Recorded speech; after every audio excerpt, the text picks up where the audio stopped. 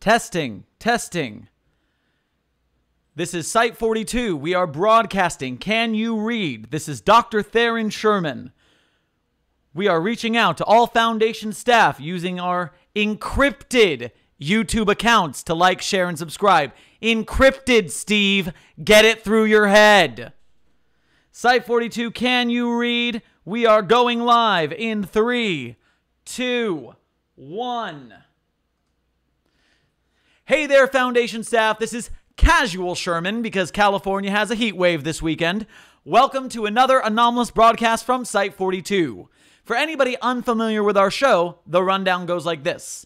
Number 1, I read you an SCP document or tale or something off the site. B, I open up the floor to the community to discuss what we have read. We are often visited by SCP authors, staff, and fans, and if we're lucky, the author of the article themselves shows up to share some insight. Remember that if you'd like to join the conversation yourself, I will be monitoring the chat in between chapters and answering questions, as will my guests. That's right, plural, we're doing something tonight. Also remember that if you enjoy the show, leave a like and a comment to let us know, subscribe and hit the bell, and if you really want to help us out, become a patron at patreon.com/site42. Tonight, we are featuring the SCP tale titled Portraits of Your Father by author The Friendly Vandal. And although The Friendly Vandal will not be joining us this evening, for the first time we are having 2 guests on at the same time. Etoile and Radghoul suggested this tale and had thoughts they wanted to share, so let's bring them on. 5, 4, 3, 2. Hello, you guys. Hello. Hello, Sherm and Etoile and all our lovely viewers. Yay. Oh, I'm so excited. Why not introduce yourself for the guest this evening? Okay. Should you want to go first or should I? You go first. Okay. I'm Etoile. I'm an author on the wiki, and Portraits of Your Father is by a long shot my favorite tale on the site. I have described it before as banging your head against a wall for the head rush that you get when you finally stop. But in a good way. Trust me. It's good. It's really good. I've recommended it to everyone I know, so I'm really excited for this, and I hope you guys will all enjoy it. I'm Radghoul, or Illunarazim. Both have been used. I'm also an author for the site. I have made it very clear to my friends that I believe Portraits of Your Father is the best thing on the site, and one of the best things I've ever read. You can insult my reading taste if you'd like, but I think it's just a truly exceptional tale. And I hope you all learn to love it as much as I do. All right. Do you guys have any last things you want to say about this story before we dive in? Oh, I forget if I mentioned this earlier. There, like, for anyone in the audience who doesn't know, there's a huge content warning for suicide. If that's something that you're not comfortable with hearing about, please close the tab. A very good thing to add on. Yeah. And so a beautiful tale, but a very emotionally heavy, and if you're right not in a great place right now, you can come back and watch this later if that's more appropriate for you. And also, do we want to give any preface to this to the characters that we're talking about, in case people don't know who we're talking about right now? Yeah. Well, we can both kind of. Okay. If you guys saw the Find Us Alive podcast, Duke Till Dawn reading, or if you just read Duke Till Dawn, that was the kind of the tale that popularized the character of Dr. Kanjaki, as well as Incident 239B. This takes his character and dramatically recontextualizes it in a really, really, really, really, really interesting way. Most of the other characters that you see were made up for the tale itself, like Draven, Kanjaki's son, didn't exist before this tale. James, his boyfriend, was made James Talleyrand 3999 after the fact of this tale, but it was not written with that in mind. So it all kind of, it's a very interesting, interconnected narrative. And I will make one more preface to the chat before we start. I apparently have read this tale before, not on the channel, just in general. And the only reason I know that is because I commented on it on the wiki and upvoted it. And I left a very high praise comment, and I don't remember this story except for like little bullet points, so I'm going into this mostly blind, having read it 3 years ago. Oh, there's a very real chance that I might cry. Like, that might happen. I'm just warning you guys. I'm just letting you know now, in case it happens. We are ready. There's a I'm very, ready. very good chance I'll cry. And I am ready as well. And ready. if I start crying, if we all start crying, then hear, fine. hear, everybody. And so with that, That's what the C and SCP stands for. Crying. we are going to open with chapter 1. Everybody in the chat, I warn you, this is very long. We are in this for the long haul. We are going to try to do this all in one night. But if the three of us are exhausted and we die, we might have to split it into 2 parts. We'll see what happens. But for now, chapter 1. Draven's father was something breakable. He always tried to keep it on the down low, mostly because his father would throw a fit if he ever found out that Draven thought of him that way. But it was true. Benjamin Kondraki was already fracturing at the seams when Draven was born, already paranoid, already trigger-happy, already waking up screaming in the night, unconsolable. And many people looked at his father as someone who was stronger than them for these same reasons. They would say how he must be damn tough to keep working such a high-stress job with such dysfunction. And Draven would nod, but never really agree. He had always seen his father as someone close to the breaking point, and since his late teens had taken it upon himself to make sure he never hit that breaking point any more than was necessary. A constant mantra of, take care of dad, take care of dad, you have to take care of dad. His father was loud laughter and notebook after notebook of solid writing, and was also the smell of vodka and staying up too late for his own good. Dad, please go to bed. And his father would laugh and say, not yet. It's already hitting. On a March Saturday when he was 15, Draven Kondraki woke up in his bedroom of his father's site apartment where he had lived all his life and realized that the sun was coming through the windows and ripped off the covers, ran out of the room, and threw open his father's bedroom door where he had found him slumped on the floor and for a second felt his stomach drop and terror seize him like he had never felt before in his life before noticing that he was breathing. Just passed out, vodka in hand. Draven had been through these kinds of steps too many times to count. With as much strength as his 15-year-old body could muster, he pulls his unconscious father into a semi-sitting position just enough that he couldn't choke should he vomit, propping him against the footboard of his bed.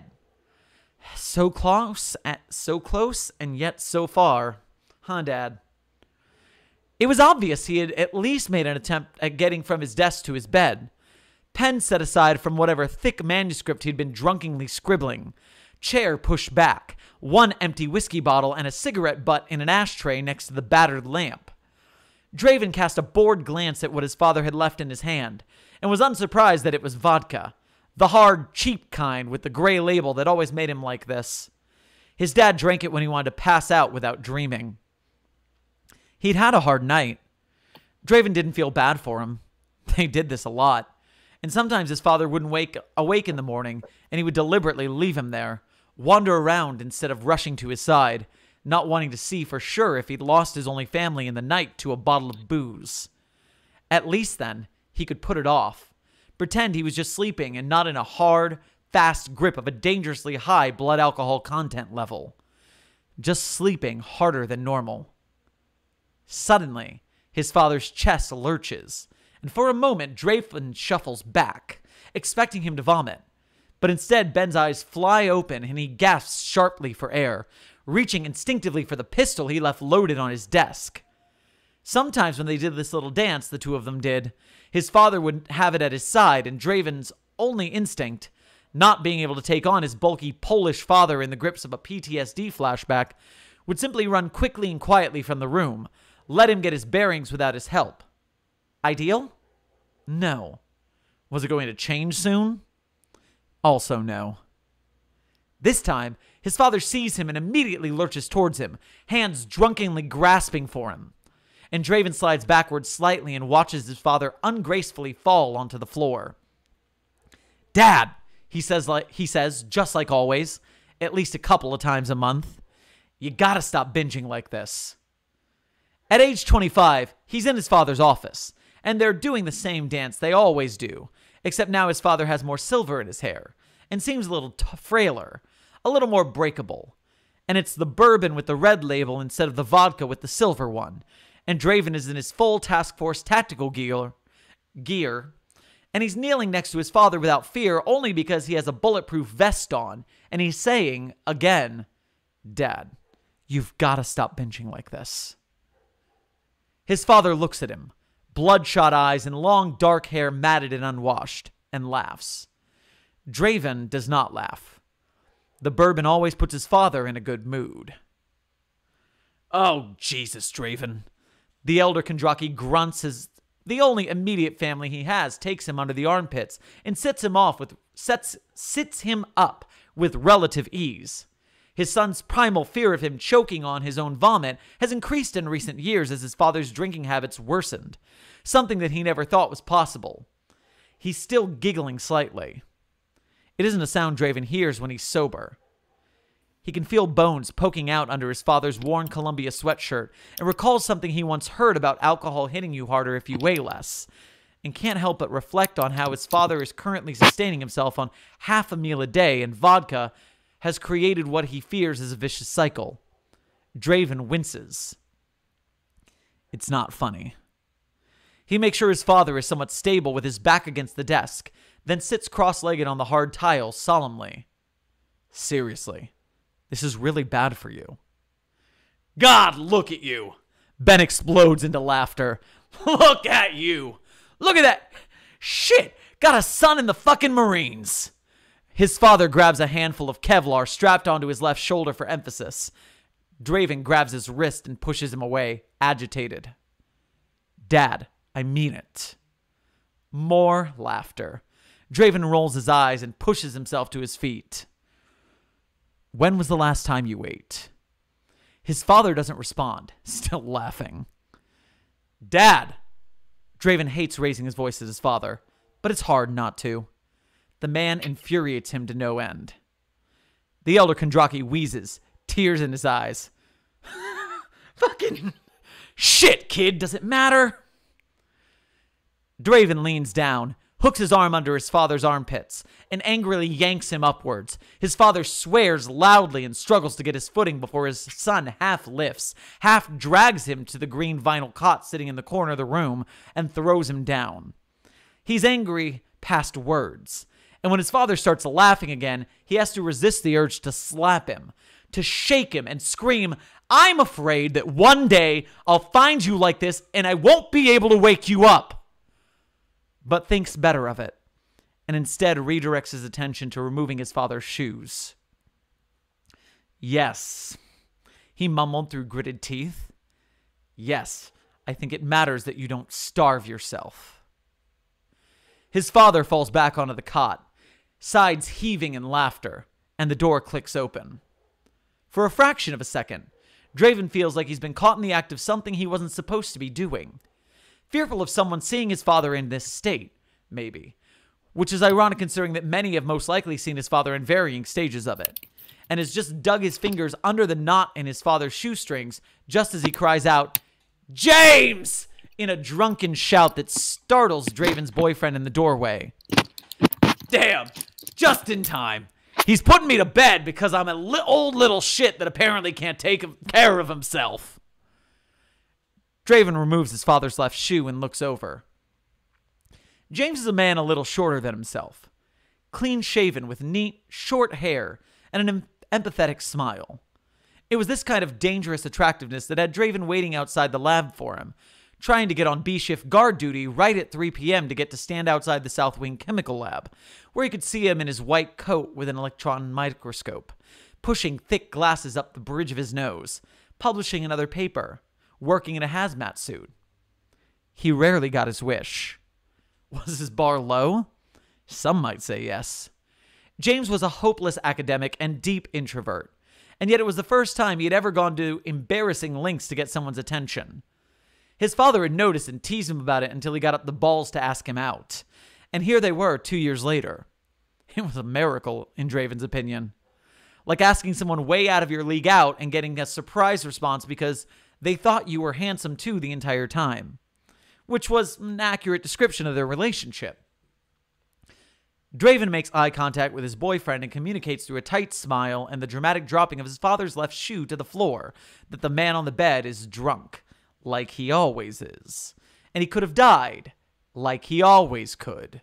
And that he's tired and sick of having to do this every damn time, and that he would be repeating this rant extensively to him later that night over their cold cafeteria food at 1 a.m.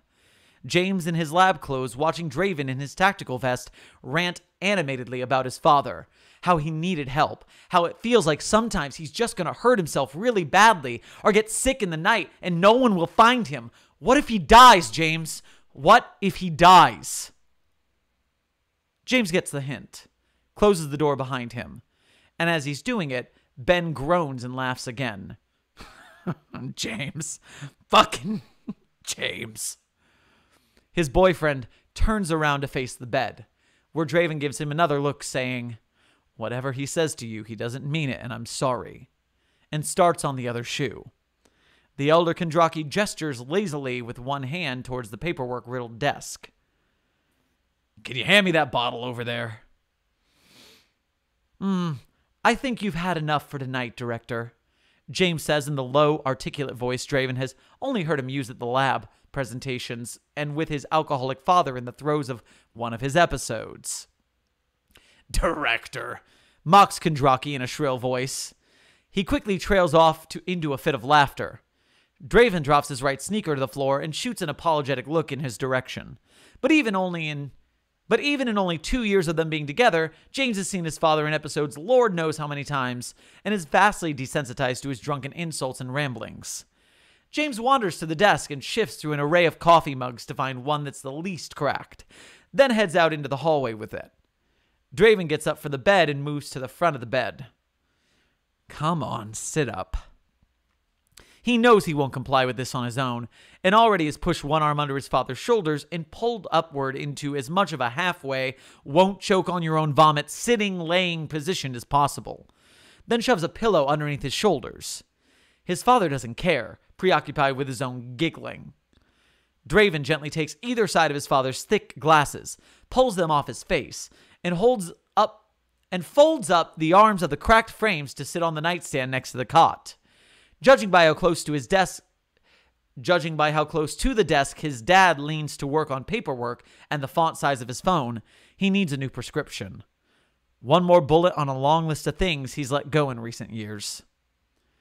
And yet you still have time to write, Draven thinks, casting an eye at what was clearly not paperwork on his desk. A spiral-round notebook filled with handwriting that gets messier in places with its author's fluctuating levels of sobriety.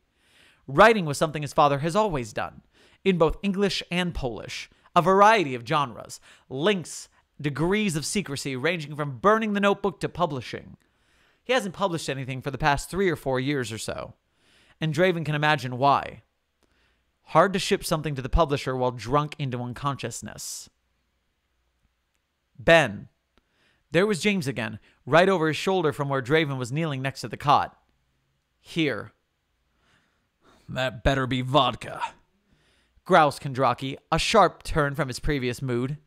Draven takes the coffee cup of tap water from the drinking fountain down the hall from James with an appreciative nod and presses his father's hands around it. "Close." Draven's voice is hard and cold in reply. "Drink." "What's it tonight?" whispers James, edging forward slightly. Draven drives him back with a soft touch to his hand. If his father was going to throttle someone over a glass of water, he'd rather it be him. "Bourbon, I think at least," mutters Draven. Kendraki's fingers wrap around the cup, sliding into place on the coffee mug more out of familiarity than anything else. "Rough day?" "When are the good ones?" Draven replies, an edge of helplessness in his tone. His father looked into the cuppy cup. Cuppy cup? Sippy cup. His father looked into the coffee cup with disgust. "This isn't vodka, boys," he slurs. "Would have rather had coffee." "I don't think you need that either, Dad," says Draven. "You know, a valuable life lesson is learning to make coffee at unreasonable hours." "Yeah, I know," Draven replies wearily. "But you need to get some decent sleep." His father huffs petulantly, because his father is never above acting like a child. For a second, Draven is afraid that he'll dump it out, but he lifts it to his lips and drinks it disdainfully, and James feels himself exhale a sigh of relief. He touches his partner's shoulder blade gently, saying, "Please don't give another speech on how he needs to take care of himself, because you know he won't listen, and it'll only keep him awake." And Draven looks at him helplessly. What else am I supposed to do? Let him make himself worse than he already is? His dad finishes it and reaches to put the cup on the nightstand, but miscalculates and bumps it against the side instead. His son takes it from him and puts it where his father intended it to go. "Glasses are off," says his dad. Draven smiles weakly at that. "You really should get some sleep." His father rolls his eyes melodramatically and sits back heavily against the pillows on the cot. All right, he huffs, fumbling for the fleece blankets thrown to the side of the bed, and Draven stands to stop him. "Dad," he says. "Jacket." "What?" "You're here." Draven sighs and unzips the old fleece sweatshirt. His Columbia jacket is the same one he wore when Draven was younger, a dark green color that's now starting to peel away ever so slightly. It doesn't fit him right anymore. His father's lost a lot of the definition he had before his mom left, more in sheer weight than anything else. Poor lifestyle choices as far as alcohol consumption will do that to you. His dad helps him shrug it off awkwardly, because he isn't quite coordinated enough to do it himself. And Draven takes the worn green fabric under one arm and throws it over the end of the bed. James watches this dance with both the same sort of awe as when he first saw it. Both of them know the steps. Shoes off, glasses off, jacket off, water, sleep. Check, check, check, check, and check. They've been doing this more often lately. The elder Kondraki pulls the blankets up blearily, and when Draven thinks he's ready, he fumbles under the lamp and turns off the light. And James feels so out of place in this delicate family ritual that he's the first to stumble out of the office with a wave in the general direction of his boyfriend's father. Draven walks to the doorway, checks the time on his phone. 1000 hours, 34 minutes.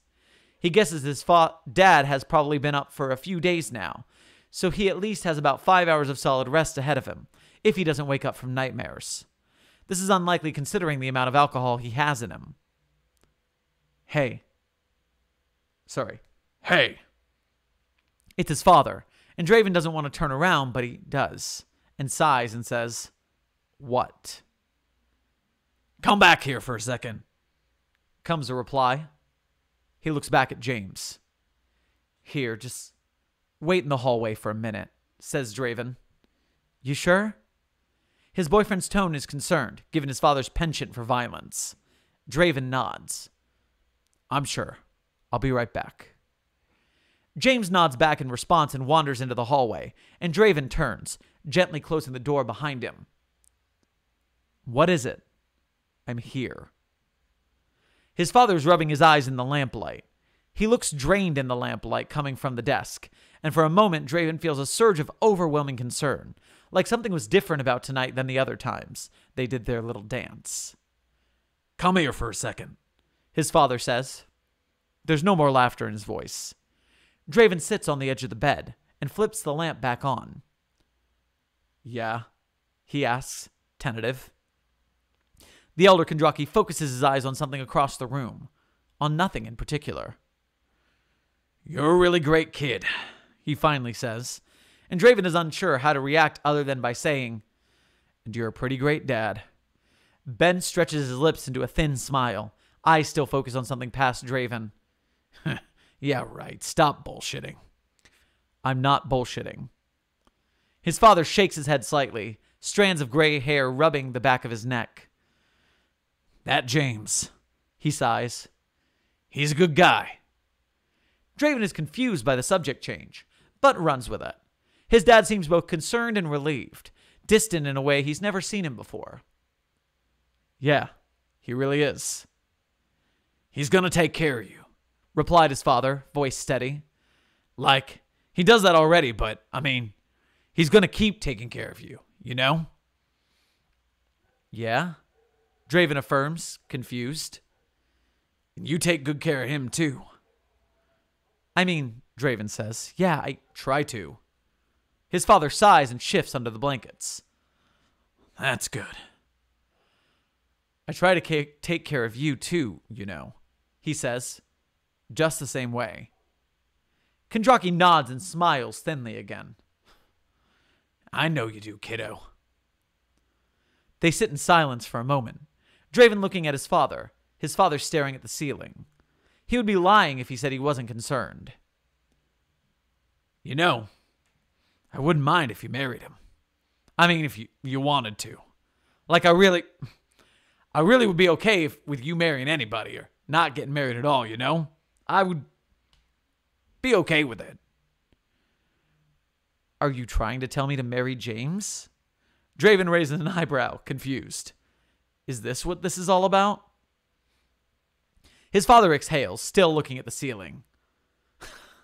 Nah, it's not that. I don't know. Want to let you know that I'd be okay with anything. However you choose to live your life. Whatever makes you happy. I mean it. Draven's expression fades into concern. Dad, Ben grabs his wrist and looks him in the eye, sharply. Whatever makes you happy, okay? And be a good person. His tone is dire and serious, grip hard on his arm. Yeah? Dad, promise me. Draven pauses, confused both by the sincerity in his father's tone and its hardness. Hardness? Harness. Promise you what? I don't know. That you'll not turn out like me, yeah? How about that? His father lets out a forced chuckle. Just don't be like me. Ever. Don't do anything I did. I guess that's what I'm saying. Dad. Kendraki can't believe how much his son has grown up. Dark curly hair just like his own. Clean shaven. Green eyes. Tactical gear sporting his name. Are you okay? He smiles. I'm fine, Draven. No, seriously, like, I can stay if you want. Or, like, I could take you home and just stay the night. His son's voice is filled with thinly veiled concern and even love, protectiveness, attachment. Kendraki would be touched if his son wasn't investing in it in a bag of shit person. He shakes his head, looking down at the blankets. Nah, I'm just tired. He forces a laugh again. Probably the bourbon. His son's gaze remains on him, dissecting him, no different than when he was born. Ben lets go of his wrist. Look, it's late. I just want to tell you that, I guess. Ben waves a hand absent-mindedly, then lets it fall against his chest. Just don't be a shithole. There's a life lesson for you. Draven pauses, waiting for more words. When they don't come, he stands in the darkened office, the same height as his father, smarter than his father, better than his father. Kendraki wouldn't have it any other way. Well, all right then. Wait, that's the wrong Kendraki. Well, all right then. Draven hooks his thumbs in the loops of his tactical belt. Call me if you need anything, okay? I mean it. Yeah. Kendraki waves his hand in a dismissive gesture. Just like all... Dad! Draven's tone is serious again. Sorry, too intense. Just like all... Dad. Draven's tone is serious again. I love you. Kendraki can't help but smile. Yeah, I love you too, kiddo. He replies.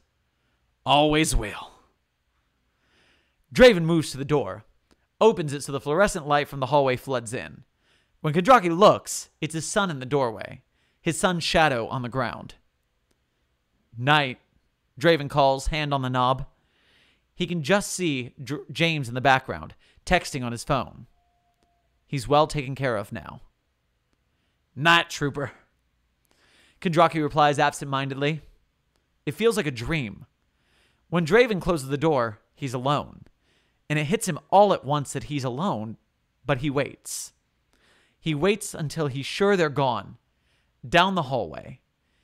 and he waits until there's no one left outside. And that's when he rises from the bed. That's when he rises from bed. That's when he rises from bed and retrieves his service pistol from the desk. He loads it up just like he always has, then presses the muzzle of his gun to the roof of his mouth. And it only takes a fraction of a second. And then there's nothing at all. Fuck! Fuck!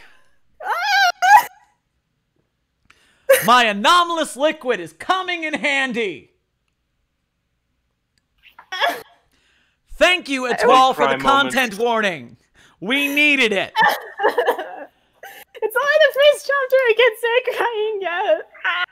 End of chapter 1. There we go. Yeah, chapter 1 of 15. We're in it for the long haul. Now, I'm going to tell this out of the chat. The first chapter is, I think, the longest. There are a couple chapters that are only like Yeah. a couple paragraphs, but fuck.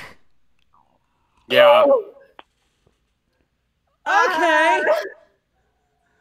Hi, everybody. How are we doing? I think I heard some tears during that. We're all good.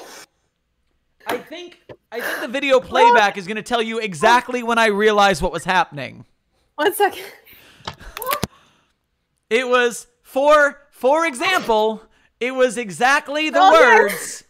We're all And it good. hits him all at once that he's alone, but he waits. And I went, oh no. And I know what happens, and it's so much. And the lead up to it with Oh. all of you should go back, assuming you have later, if you have the emotional capacity to do so. Don't do anything you're uncomfortable with. Read back Benjamin Kondraki's when he's talking with Draven, telling him Yes, how good yes. he is, Yes. and with the context. Oh. No, like I just read it out loud, which means it's fresh in my brain. And that is the exact conversation you have when you're going to do this thing. And Yeah. I'm fucking talking about this stream is sponsored by 1-800-GET-A-THERAPIST. I am not sponsored by BetterHelp, but BetterHelp, everybody. This stream is now a free sponsorship for BetterHelp. Therapy. Take care of yourself. Jesus. Jesus. Yeah. It's so much. Oh, okay. It's so much. You know what? I'm gonna be a square. If you need help, 1-800-273-8255 is the National Suicide Hotline. Give it. I can pull up some other resources to share throughout the stream, but please, all of you stay safe. I don't assume this is an immediate issue, but if it is, you can reach out to me if you want. There's always people who can help. Don't let it get to this point. Yeah, I'm looking at my, I sent this stream to my Twitter group chat, and the back reading is just pain, fuck, pain, agony, pain. I'm literally sobbing. Poor Etoile. So, one more time. Before we move on to chapter 2, I'm updating the description of this video to contain that number. So, Yes, give me 5 that's seconds good. for like Awesome. lag and then read it back to me. Oh. Content warning for suicide. If you are in need of help, please call number, please. I just dropped a couple, but Okay.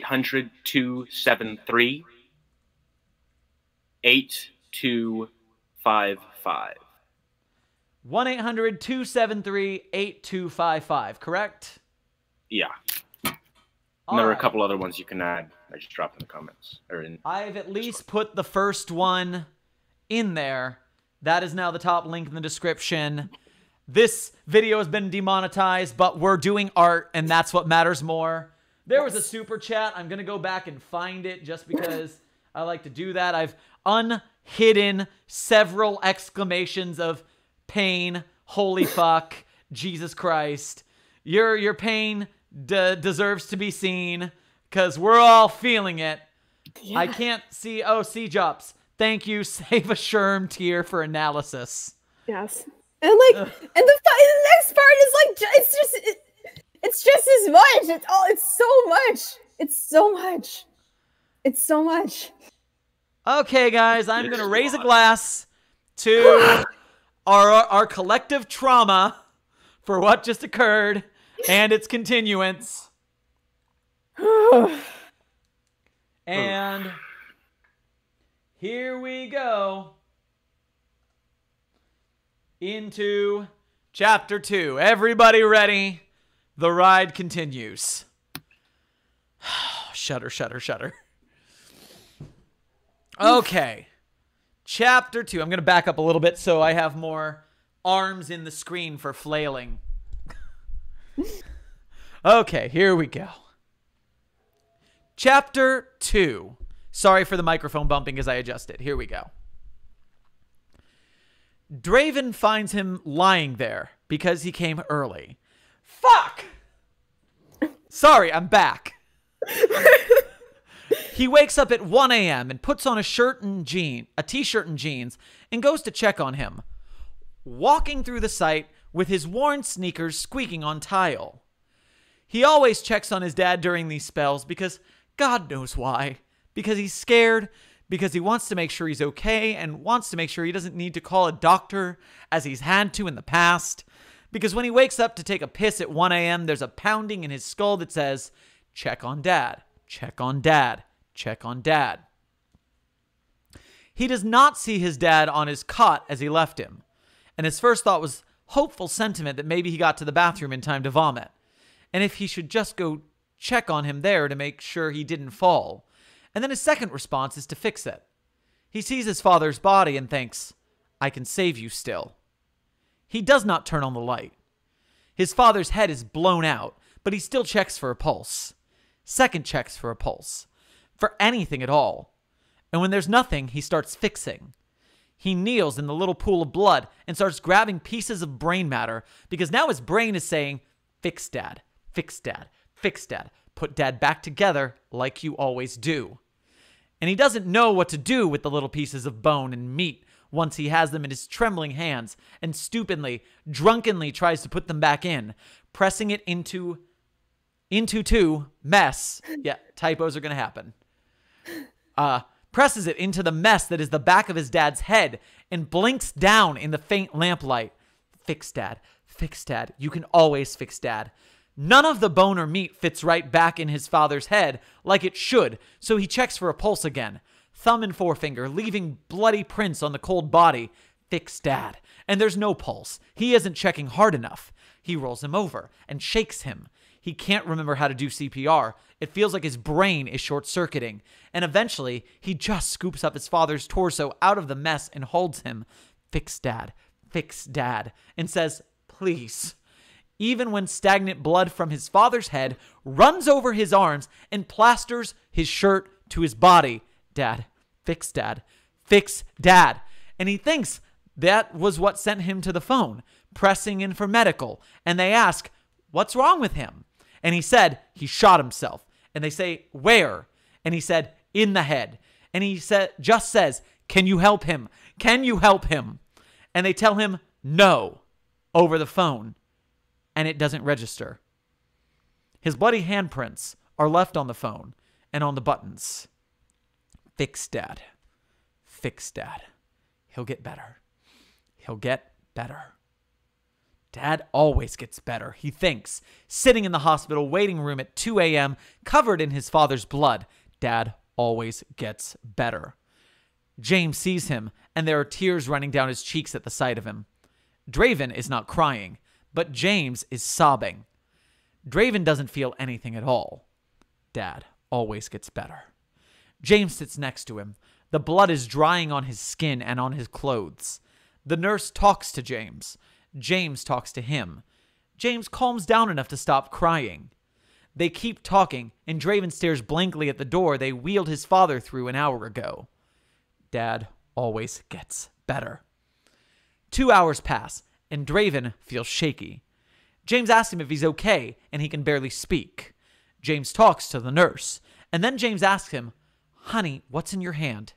And he just says, Dad, because he doesn't know what else to say and is full of panic and numbness and grief. And James gags sharply, then composes himself, and then talks to the nurse again. And then James pulls a biohazard bag over to him. "What's this for?" he stammers out. And James sits down next to him and takes his left hand in both of his own and holds it out over the bag. Draven has had it in a fist for the past 4 hours, not out of anger, but out of necessity.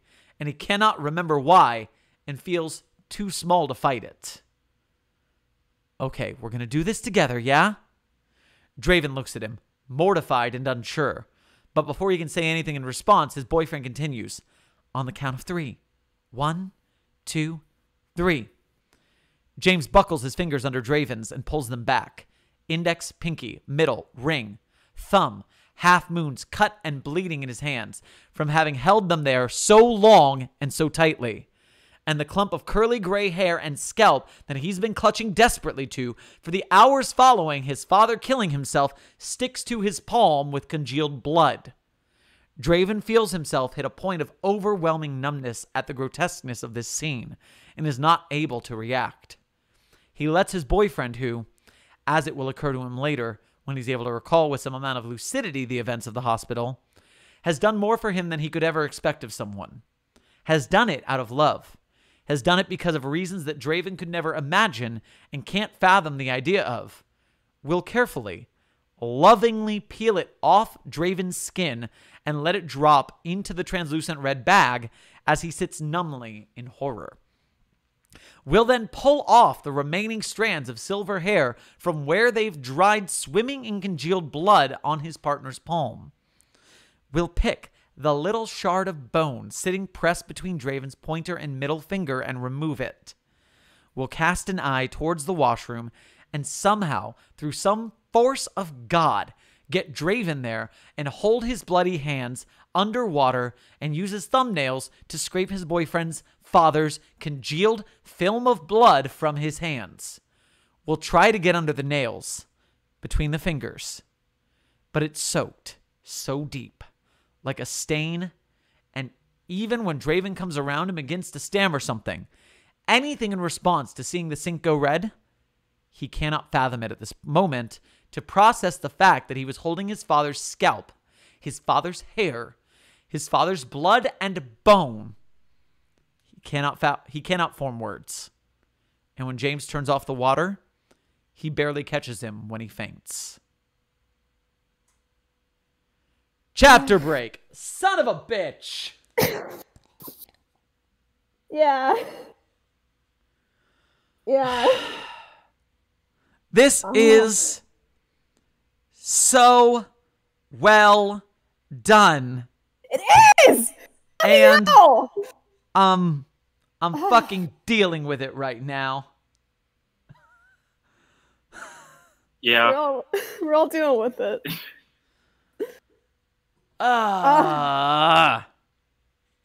We're coping. Yep. So I'm not here. I'm not ready to say this definitively yet. And part of that is because I have not seen the property that I'm speaking of. But I'm going to say it for the meme anyways. Handle suicide in a better sense than 13 Reasons Why? Yep. Not a high bar, but yes. I haven't seen that show, but I hear it doesn't do a wonderful job. It's not good. This is doing a very good job of portraying what it's like without glorifying it in any sense of the word. Oh, yeah. This is milk. I'm okay. This is just milk. Christ. All right. I'm going to start laying this down for the chat because there aren't like rules for YouTube chat. And so I guess I've just got to say them once in a while. If your chat is related to the TikTok series, I'm not going to respond to it in the YouTube chat. I want the YouTube chat to be very focused on what we're doing in stream. So questions about tonight, emotional reactions to tonight, questions for me or my guests, that's great.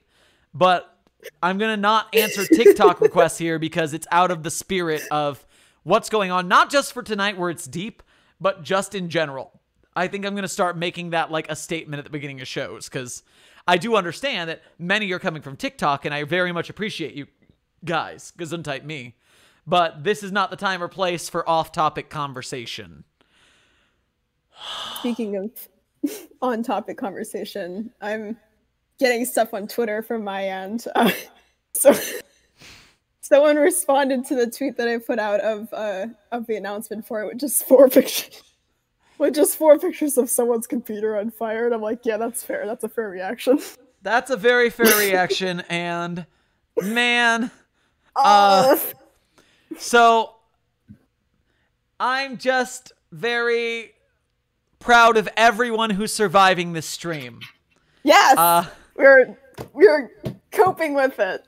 Everyone who makes it through, if you cry, we're here with you. The only reason I'm not crying is because I'm on screen right now and I am an actor trained to compartmentalize.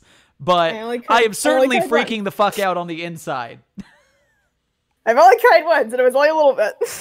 I consider that an achievement. Whew. Okay. It's a rough one. Chapter 3. I think we were through the worst of it mostly. Chapter 3. Debatable. Hopefully we're getting into the coping, which isn't great, but it's not the graphic depiction of the things we've seen so far. Mm-hmm. Okay, Chapter 3. James. James is holding his hand in the exam room. And then James is talking with the doctor. And then James is taking him home. And it is storming, and he's wearing James's jacket over his bloodied clothing and sticky arms in the passenger seat of James's clunky green Saturn, and feels bad because this is James's favorite jacket, and there's something on him. Sorry, weird punctuation loss, I guess. Because this is James's favorite jacket, and there's something on him, there's something still on his body, and then he's in James's house, and in James's shower. And he thinks it must have been in James's shower with James helping him wash the blood from his bare shoulders that it hits him, because this is when he starts screaming. He stands in James's arms, in James's house, in James's shower, and screams. And he isn't sure why he's screaming. And James is there saying something in that soft way James says things, and he wants to shake James and say, James, something happened. James, James. And he does. And James says something in that way that James does, and he screams, James, my dad. And he says something else, and Draven says, James, James, my dad. And his chest compresses inward because something happened to him that's out of his mind's ability to grasp. James, something happened to dad.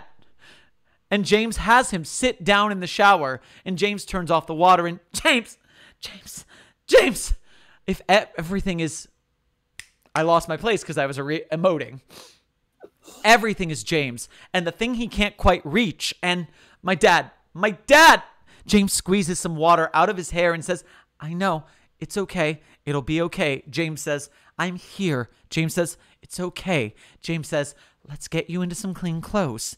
And he's wearing James's clothes and is in James's bed, and he sits and falls uselessly into James because there's nowhere else to fall to. He'll take good care of you. Fuck me! James rubs his back between the shoulder blades and mumbles words. The meanings are lost on him. He feels numb now, like all the energy has been taken from him in the past 6 hours since he found his father on the floor. The rain patters gently on the window panes. And just as the morning begins, comma is missing... And just as the morning begins, Draven drifts into a numb and distant sleep. End of chapter. Fuck!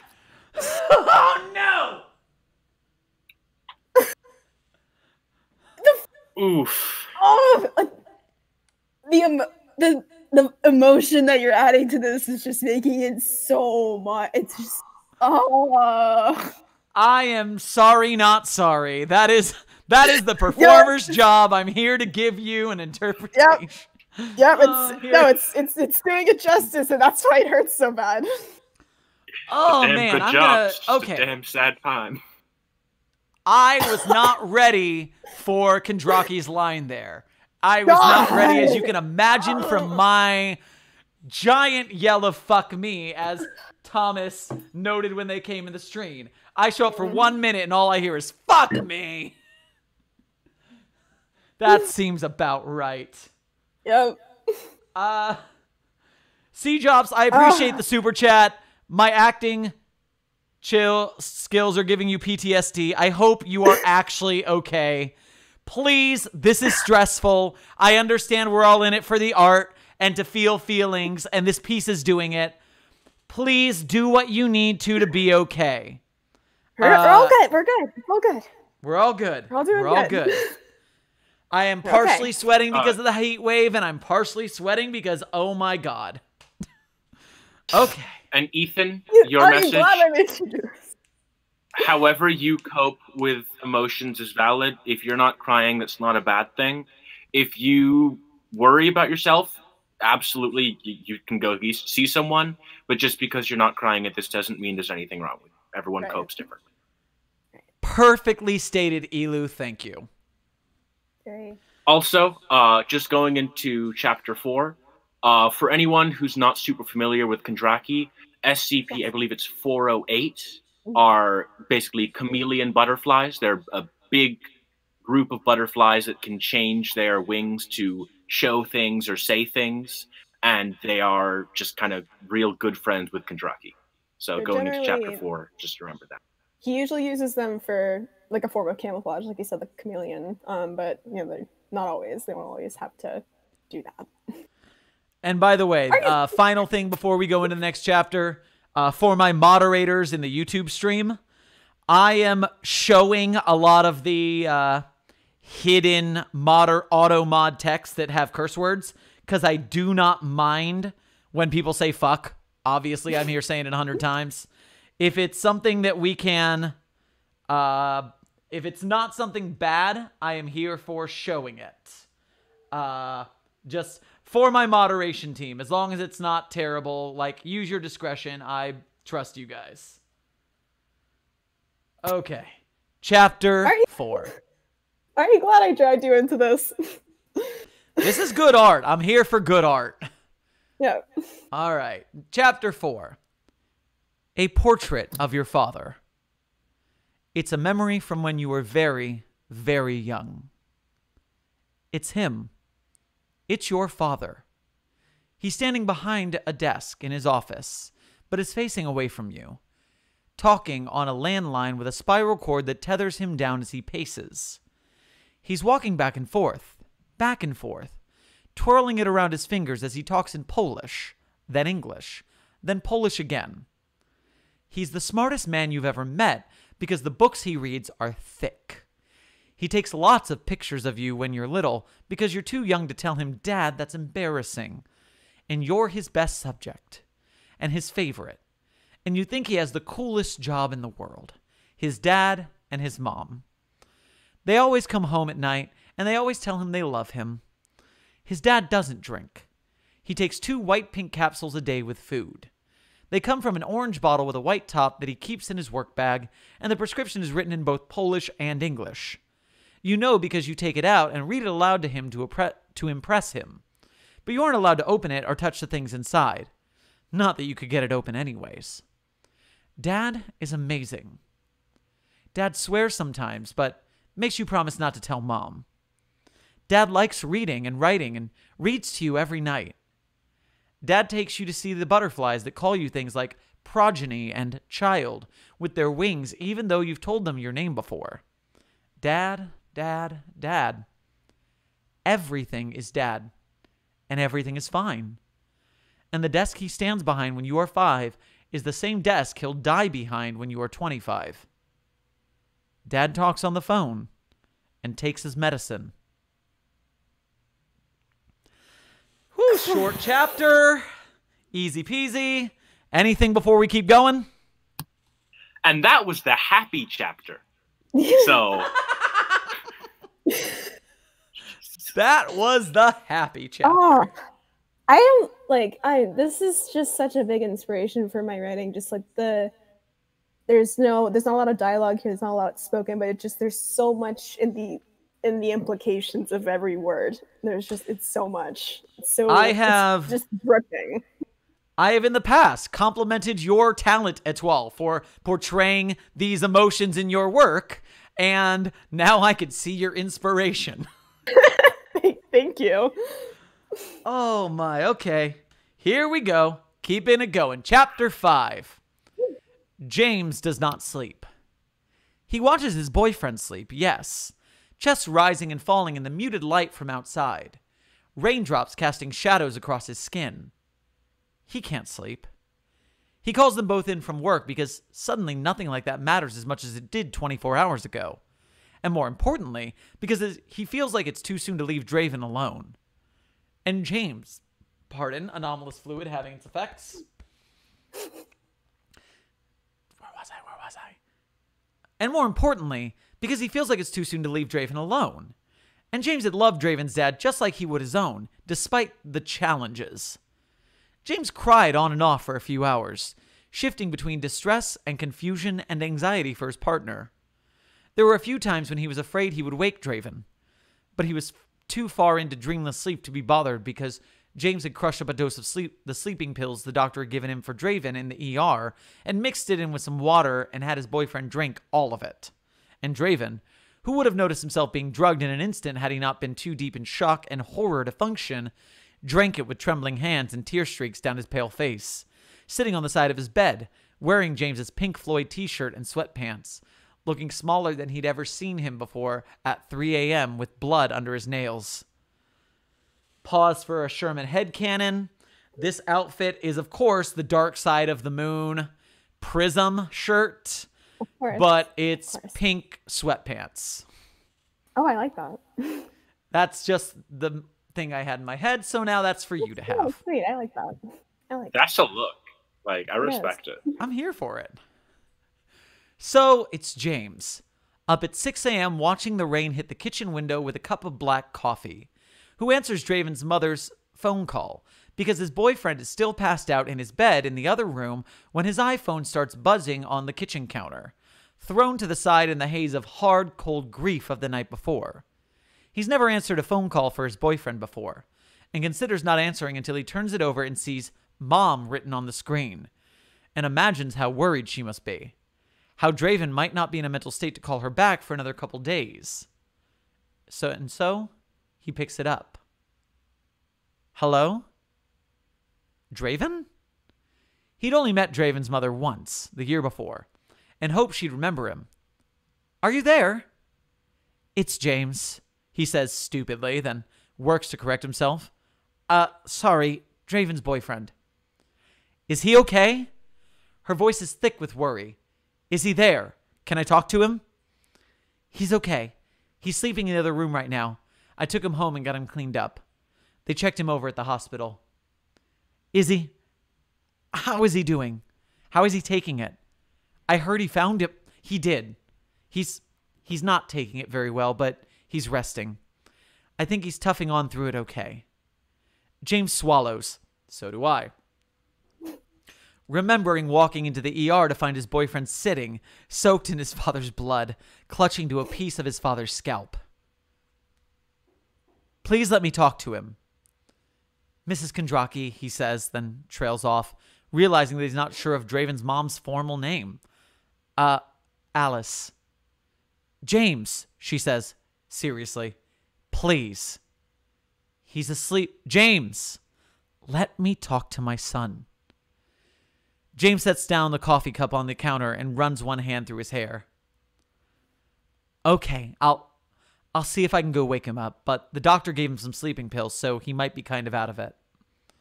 That's fine, she says. I won't keep him awake long. He's not going to work, is he? God, no, replied James, walking to the bedroom door that he's left open a crack. It's dark inside. No, I called both of us in for the next few days, and then just thought I'd see how he was doing. I'm thinking a couple weeks before he's ready, but we'll just take it one step at a time and cross that bridge when we get to it. He hears Alice sigh on the other end of the line. Okay, that's fine. He just... You know how he can be. I know exactly how he can be. I'm the same way. He says, lingering in the doorway. Here, give me a sec. I'm going to see if I can wake him up. He hears Alice reply over the phone, but he's already pressed it against his chest as he creeps into the room. Draven is curled up in a fetal position on the far end of the bed, hair mussed against the pillows, sides making the blankets rise and fall evenly with his breath. James walks softly, mostly out of habit of coming to bed second rather than anything else, to the other side of the bed and shakes his arm gently. "Draven," he whispers. "Draven, hun, wake up." Draven continues sleeping soundly. James sighs and places the hand not holding the phone.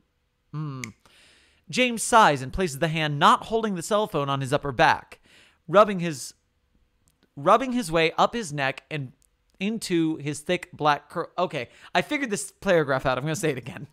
James sighs and places the hand not holding the cell phone on his upper back, rubbing his way up his neck and into his thick black curls. "Draven." He sees his partner's eyes twitch slightly under their lids. He shakes his shoulder again. "Draven, hey." End of chapter 5. Okay. Short chapter. I don't have much to say. You guys? We're good. we're doing with We're on the uptick. So Yep. For everybody who is just joining the stream, we are doing the tale Portraits of Your Father, which starts out with, I'm just going to say it, a very emotional bang. that is low. Fuck you! Come on. Puns are the lowest form of humor. And so we've dealt with a character suicide, and now we're dealing with the fallout. And so when you look at us and you wonder why all of us are freaking out, it's because we were here at the beginning and everything's stressful. But now things are going on. Someone on Twitter drew Draven in the pink sweatpants. Already? Yeah, already. That was so fast. That was so fast. Let me. Wait. I'll ask them to post DM it. that to me on Twitter specifically so I can look it up. I can't see Discord right now because you Yeah, guys yeah, are in yeah. my video. But if you send Right. it to Twitter, I can do a thing. I will read this next chapter, and then I will try and pull up that picture afterwards. Z hasn't posted it yet. I can take asked him chapter to 7. post it. Okay. So while we get fan art that happened during this, good job, team. Here we go, continuing the Portrait of Your Father, Chapter 6. A Portrait of Your Father. He's driving the car as Johnny Cash plays out of the cassette player. He's in his dark green Columbia jacket that zipped open to a faded t-shirt underneath. That and jeans and sneakers and his glasses that are different frames than he had when he was older. His camera is a Nikon. Which one is it? It's fine. Just don't worry It's about Nikon. It's Nikon. I'm going with that. Nikon? Yeah, Nikon. His camera's a Nikon model a couple years past its due date, scuffed around the edges, but his dad would always say that anything you loved would be roughed a little, including people. It's the mountains, and his dad has the windows down and is drumming his fingers on the steering wheel to the beat of the song. He can't help but reflect on how healthy he looks compared to the last time Draven would see him laying on a cot in his office. Shaggy dark hair, color in his face and skin. Never really chubby, but filled out into his frame. Active. Alive. His father loves traveling. He loves being outside. He loves exploring. "Dad," he says loudly because now he's angry, and his father keeps driving, humming absently, mind lost in some partially written story or project. "Dad!" His father looks startled for a second, like he's been woken up from a dream. For a moment, Draven is seized with horror at the idea that his father might kill himself again, just like last time, just out of nowhere take a gun and do away with it all. He doesn't expect him to respond, but he does. What? His father says, and all his fears melt away instantly, because that's the sound of his father, a woody tenor. Tenor, okay. Capable of speaking softly, but usually projecting loudly over groups of people, in forests, testing echoes and giving orders, exploring, running to the edge and almost teetering at the brink, never seeming to fit in his body quite right, but also seeming not to belong in anyone else's. It's been raised in anger before, but not routinely yet, and it shakes him to think that there will be a time where his father will scream himself hoarse at the drop of a hat. Drumming fingers and an extra lens cap in the cup holder. Dad. He doesn't have time to respond before the man driving the car does. This whole suicide thing is really shaking you up, you know that? He says. The sky is clear outside. There are sheep grazing in the pasture they pass. Jeep wheels bumping over gravel road, kicking up dust. His father shakes his head, gestures with one hand off the steering wheel. Like, fuck, you know? I'm dead. So what? So what? Draven feels anger boiling inside him, sits up straight in the passenger seat. So what? Are you fucking kidding me? His dad cocks an eyebrow at him, looks at his son with attentive green eyes through thick square glasses in silence. You know what? I don't care. I've spent enough time crying over your selfish ass. Draven unbuckles his seatbelt. Pull over. I'm getting out. Your dad speeds up the car. Oh, you're going to play this shit, huh? Draven growls. Dad, you know why I didn't leave a note, Draven? He says, and that's enough to reduce him to shaking, holding back tears in the passenger seat, stunned silence. It doesn't bother your dad. He's still drumming his fingers on the steering wheel. Oh, I'm going to take that back then. You know why I didn't leave a note, Draven? Little less, because he's still drumming. He's still drumming his fingers on the steering wheel, going just a little fast for comfort. Always teetering on the edge, reaching for the moon and burning in the sky, coming too close to the sun. I hate you, Draven says, finally. There's tears in his eyes and a fire burning in his stomach that makes him sick. I hate you, you selfish, spineless prick. You didn't leave a fucking note because you didn't care what anyone else thought once you were gone, did you? You didn't even care. You're blaming yourself, huh? His dad's voice is so clear he almost could imagine he was still alive, and that this was a real memory, and that he wasn't just thrashing fitfully in his sleep with James worrying about him. You know it isn't your fault, Draven. There's nothing you could have done to stop this. I could have stayed. Draven hugs his arms around his chest. I could have stayed. I could have offered it to you, and it was clear that you weren't feeling that well that night.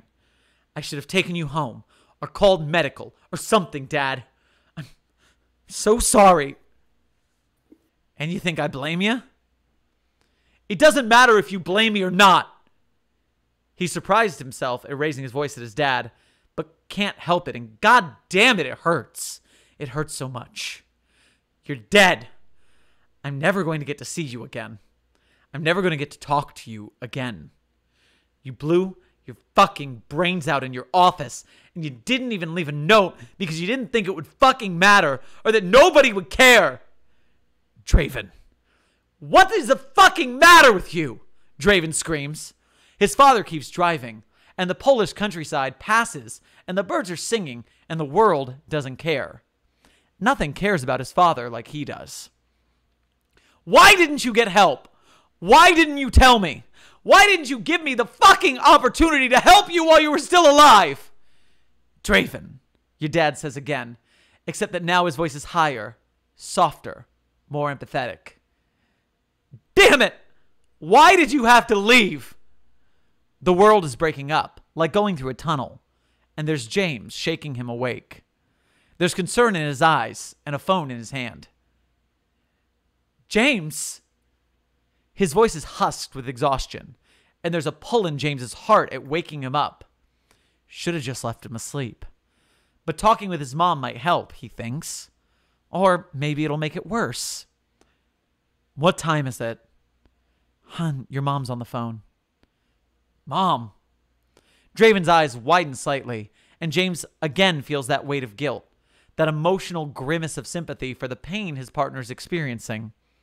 He hands him the phone, and Draven takes it and lays back in bed and asks apprehensively, Mom? He can't hear what she's saying, but tears well up in Draven's eyes.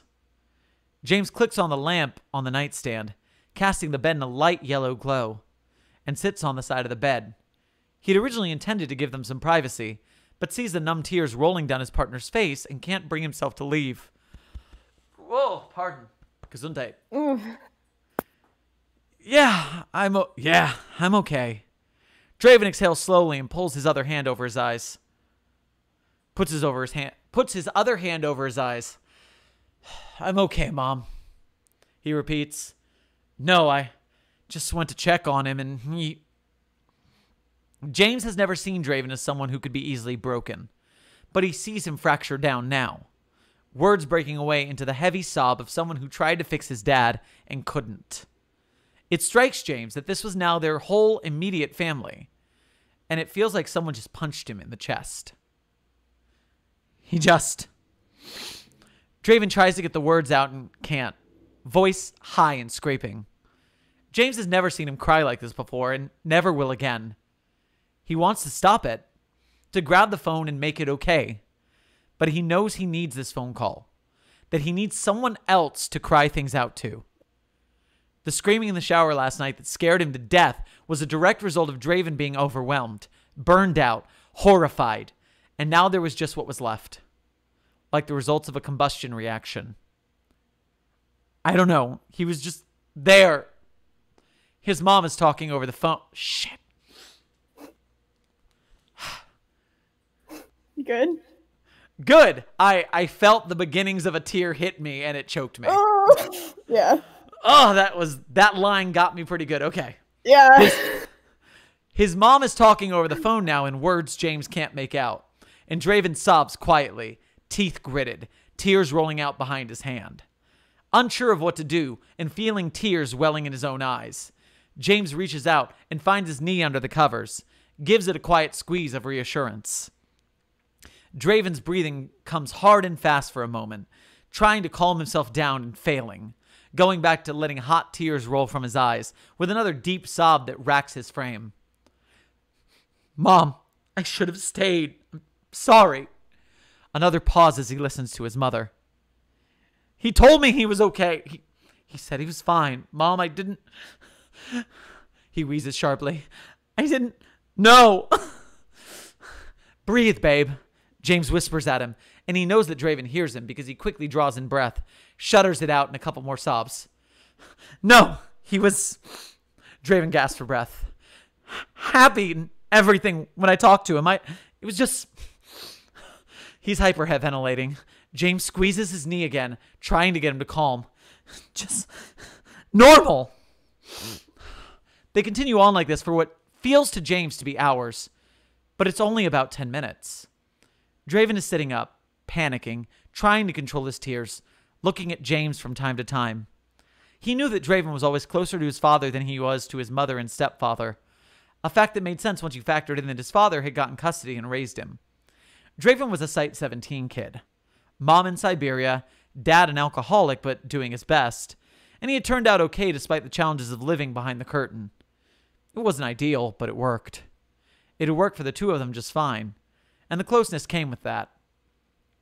When Draven hangs up the phone, he swallows sharply, drops his phone on the blankets, and buries his face in his hands. Hey. James moved closer now, putting a hand on his shoulder. It's okay, yeah? It's gonna be okay. Draven took a deep breath and ran his fingers through his hair with a tight laugh. His eyes are red and his face is pale, and James wish he could stop this more than anything in the world. Sorry, I'm such a mess. He stutters out through his tears. Not very attractive. James gives him a light smile. I think you gotta wait a little bit longer before you start apologizing for crying. Jesus, Draven, it's barely been 8 hours. His boyfriend swallows and slowly exhales, trying to calm himself down. Whew. Okay, I'm okay. Another deep, shuddering breath. I'm cool. We're cool. It's okay to cry, you know? Draven nods, pushing his hands back through his curls. Yeah, I know. Just tired, I think. Do you want to go back to sleep? Suddenly, Draven's eyes widen, and he looks at the clock on the nightstand with alarm. Shit! Wait, shit! I called us in, James replies, for a few days. Thought it might be best. Draven nods, calming slightly. Oh. He wraps his arms around himself again, and James can't help but thinks he looks small, fragile, like he doesn't belong in Kevlar and tactical gear under any circumstance at all. Are you okay? Draven says. Did you sleep? James shakes his head no and sighs. He almost says he couldn't stop thinking about your dad dead on the floor and how you had to see him like that, and stops himself. Nah, I couldn't. Draven looks over at him with another deep breath, still trying to get calm. You need to sleep. James smiles at him again. Not tired. James, Draven whimpers. Please. His smile falters. When he climbs into bed, his partner is already out cold, the medication and emotional exhaustion lulling him down. James moves his phone from where his partner dropped it on the bed to his nightstand and grabs his own, still unable to sleep, but unwilling to worry Draven. There's an alert on his lock screen that grips his chest hard and sends him into a momentary panic. New site-wide memo. He swallows and glances at Draven, the mobile task force worker currently sleeping in his bed, and hopes to God that it's not a breach when he opens it. When he reads the subject line pronouncing site-wide memo, Director Kondraki, he sees with an entirely different kind of fear. The kind of fear that comes from something suddenly being true, real, no longer disputable. A memo. All. I'm guessing you've heard something. By the way, who says this if I have a voice to add to them? Do you guys know? This is Director Escobar. Okay, Escobar. I don't have a voice for Escobar, so I'll just roll with it. He's just a good guy. I'm guessing you've heard something along these lines already because of how fast things go through the grapevine. And the short story is that yes, Director Kondraki passed away very suddenly early this morning of non-anomalous causes. This means a few things. Administration is currently in a state of flux. I've been appointed acting director for the time being, but this won't be a permanent state of affairs. O5 will get back to us shortly with their appointment for the position. Before the next week or so, work will be split between me and the other level 4s on the site. As per protocol, Director Kondraki's name will still be signed on any paperwork submitted to processing by last night at 1 a.m. Any paperwork submitted after with Euclid or lower level urgency will be sidelined until a new director is appointed and sworn in. This will cause some delays. We ask that everyone remain calm and work with us regarding efficiency, but things are going to be messy for the next couple weeks regardless. Projects and pages under Director Kondraki's name are currently locked, as many of you have noted in the past few hours. These projects will be held and dealt with on a case-by-case basis to designate new project leaders. Certain containment chambers, such as the 408 Aviary, will be closed and locked aside from routine upkeep until new project heads are appointed. Director Kondraki's research notes and any related files will be released with appropriate redaction in a week or so for his teams to use. Personal notes and files will be held at the discretion of his family. Information on the circumstances of his death are also at the discretion of his family, as are the funeral proceedings. We ask that you remain respectful of them and their privacy. Lab leaders and principal investigators reporting to Director Kondraki will be reassigned in the next few hours as our first order of business. Researchers will report to their level 3 as normal. Research not concerning Director Kondraki's projects will go on as normal. Research concerning Director Kondraki's projects are to be suspended for the time being, and scheduled lab times, meetings, and overall scheduling for these teams are canceled until new project heads are chosen, as previously indicated. SCPs involved in these projects will remain in containment. Director Kondraki was a fine man and a damn good friend, as well as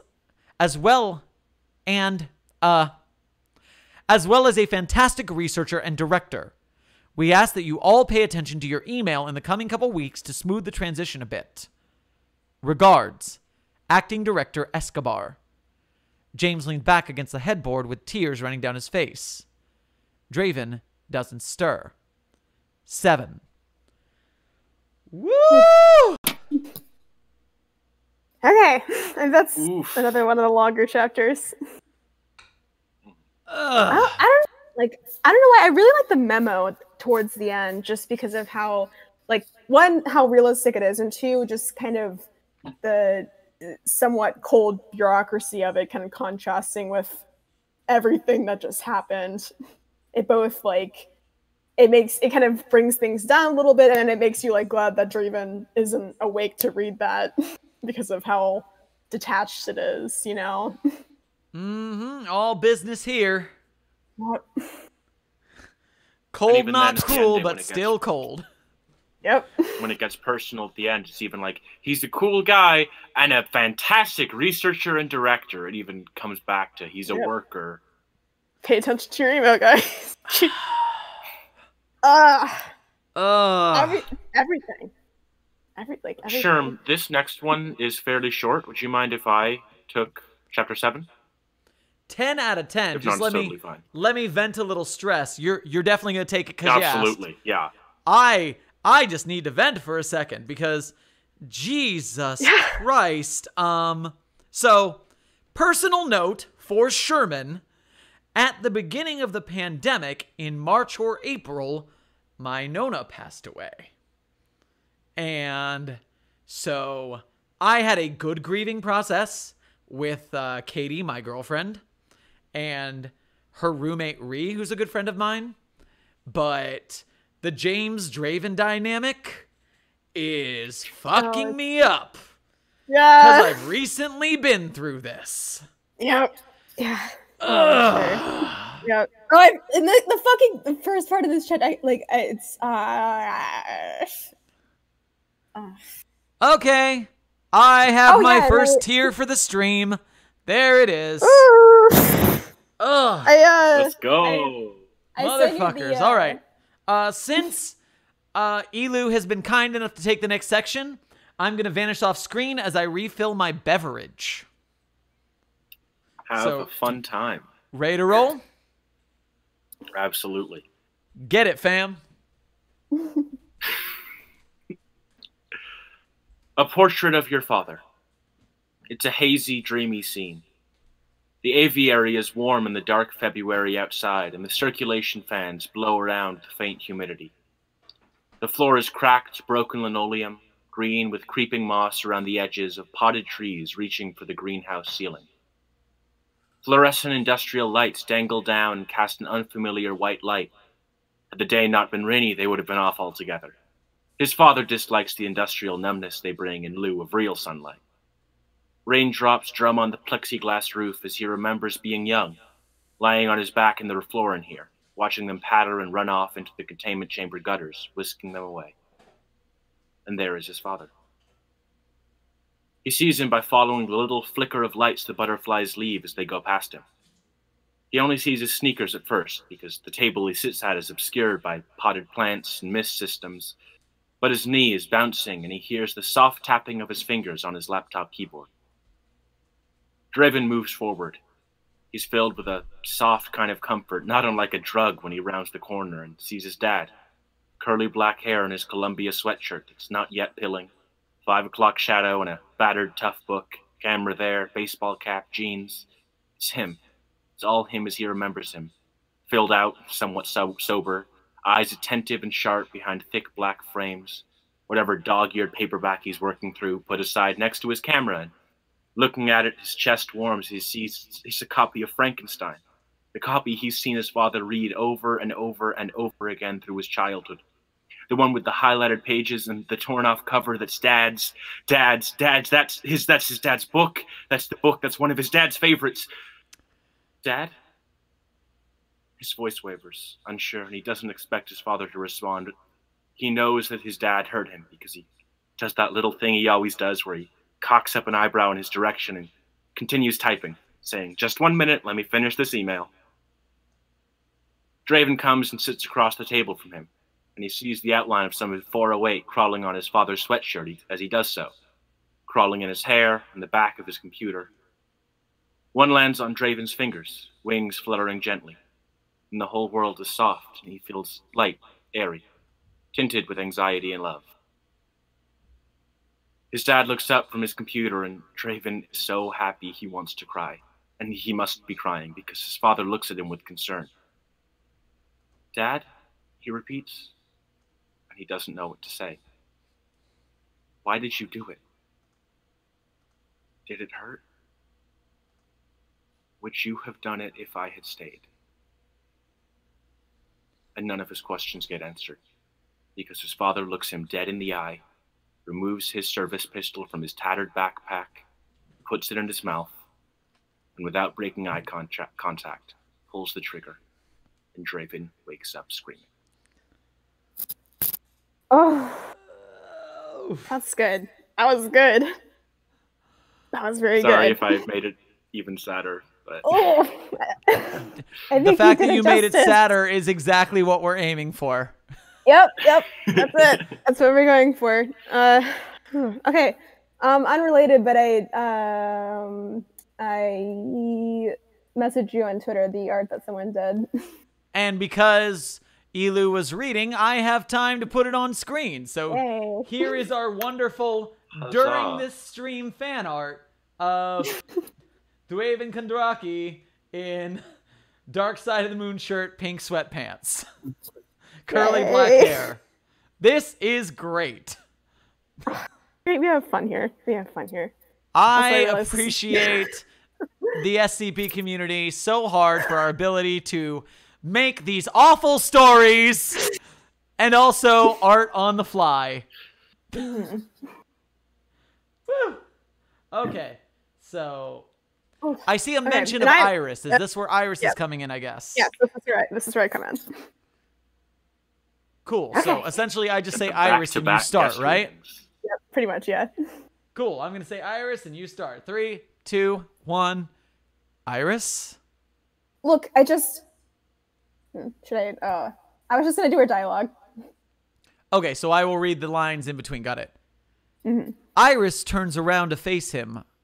Or is it SCP? SCP-105 turns around to face him where he's standing in front of his father's old desk. And Draven sees the red stain on the floor next to her and can't stop himself from gagging sharply, cutting her off. He leans against the doorframe in the early hours of the morning, 2 days after his father's suicide, and is glad he hasn't had the appetite to eat in the past 24 hours, because his entire body finds everything about his father's newly uninhabited office to be nauseating, revolting. Everything from the coffee cup still on the nightstand from where James got his father water in the night to the empty chair behind it. Fuck. Yeah. That's just Sherman. He swallows a few times, not really expecting to have this kind of reaction to it. Me neither, bud. Being in the task forces, he's seen plenty of gore, but this is the first thing that he's seen in years that has brought him to almost vomiting. Are you okay? Draven swallows again. And again. And eventually feels the dizziness pass enough to respond to her.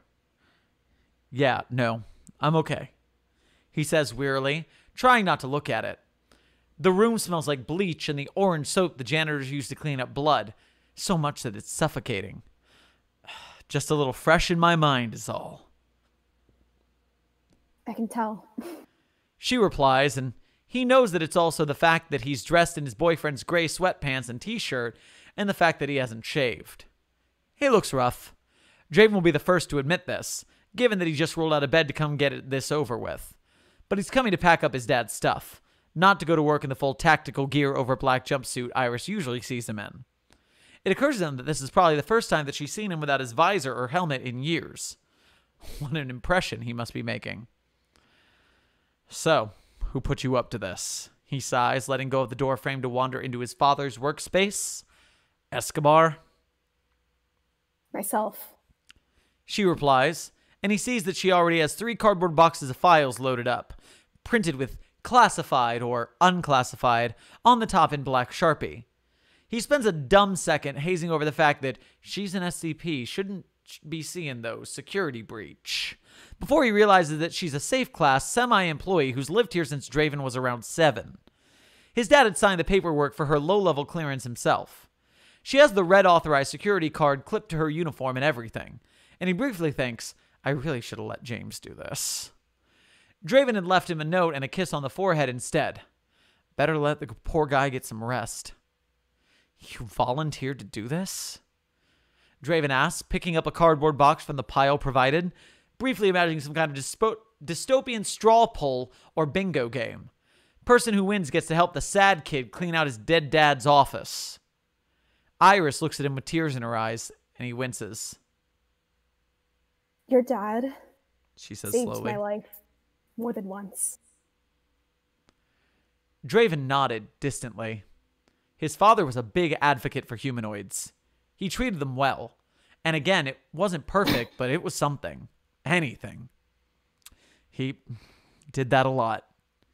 He drones numbly, moving to the bookshelf on the other side of the desk across the room, more out of avoiding the cot and the stain than anything else. Without thinking, he just starts at the top left and drops the first 3 books in the box with a heavy thwomp. When I was 12, I tried to kill myself. Iris says, and Draven feels his entire body tighten like a steel rail. But she continues, and part of him wants to hear it. He doesn't stop her. I was, they took me at 10 and I got put in therapy and everything, but I hated it, This whole place, I hated it. Iris lands the last couple manila envelopes into an almost full box and tapes it shut with packing tape. So, when I was 12, I took the shoestrings out of my shoes and tried to hang myself. And I did it badly because I was too short to reach the air vent where I was going to tie it to. So, the rope slipped and I fell and they took me to the infirmary. Draven can't help but... So, during that line, she took a second to laugh in a grim fashion. It's fine. Yeah, I'm trying to fit those in, but I don't want to interrupt your line readings because the line readings are more important. I think for something like that small, it's fine just to skim over it. Exactly. Draven can't help but smile too. One hell of a thing to laugh about, but both of them had one hell of a past couple days. Smiling at anything is better than the alternative. And then your dad came in. It was 1 a.m, and he came in and he introduced himself and we just kind of talked. He was just easy, easy to talk to. He nods, still smiling sadly. His dad was good with kids, good with adults, good with most people except people he felt deserved to take some shit. Never felt like the kids were inhuman. Never thought they deserved to be locked in a box, just that it was safer for them to be. Tried to make shit normal for them, and for the adults too, and for the staff. Wasn't always good at it, but tried his best. Sometimes took some risks, sometimes broke some rules. They were still people to his dad. And after a while, he told me, listen, it doesn't seem like it's going to get better, but it will. It always gets better because shit changes, And he told me, you and I are going to take this one day at a time because I've been having problems too. And then said that I was on his list now and that he was going to come see me every day to check on me. And then if I wasn't there, he was going to come looking for me. And I thought he was kidding, but no, he came every damn day for 2 years. Missed maybe 2 or 3 times. And you know what? Shit got better. And after that, he still came a couple times a month. And Jesus, Draven, the last time I saw him was probably 3 weeks ago, and he was fine. Iris slams a stack of papers into a new box, and Draven jumps slightly, still frozen from where he was standing. I just don't fucking get it. People give him shit and that's fine, but goddamn, he cared more than anyone else about the people in containment. It's not fucking fair, okay? It's not. Because he actually fucking gave a shit about what happened to us once we were inside. Draven looks at her, and she looks at him, and there are tears in both of their eyes, and there's a silence in the room, and his father's books are being put in boxes, and there's blood staining the carpeting next to where she's standing, and he knows that she's right. My God, Draven, I'm so sorry. My dad had bipolar disorder, says Draven blankly. Iris looks at him with confusion, then with slow, quiet dawning of understanding.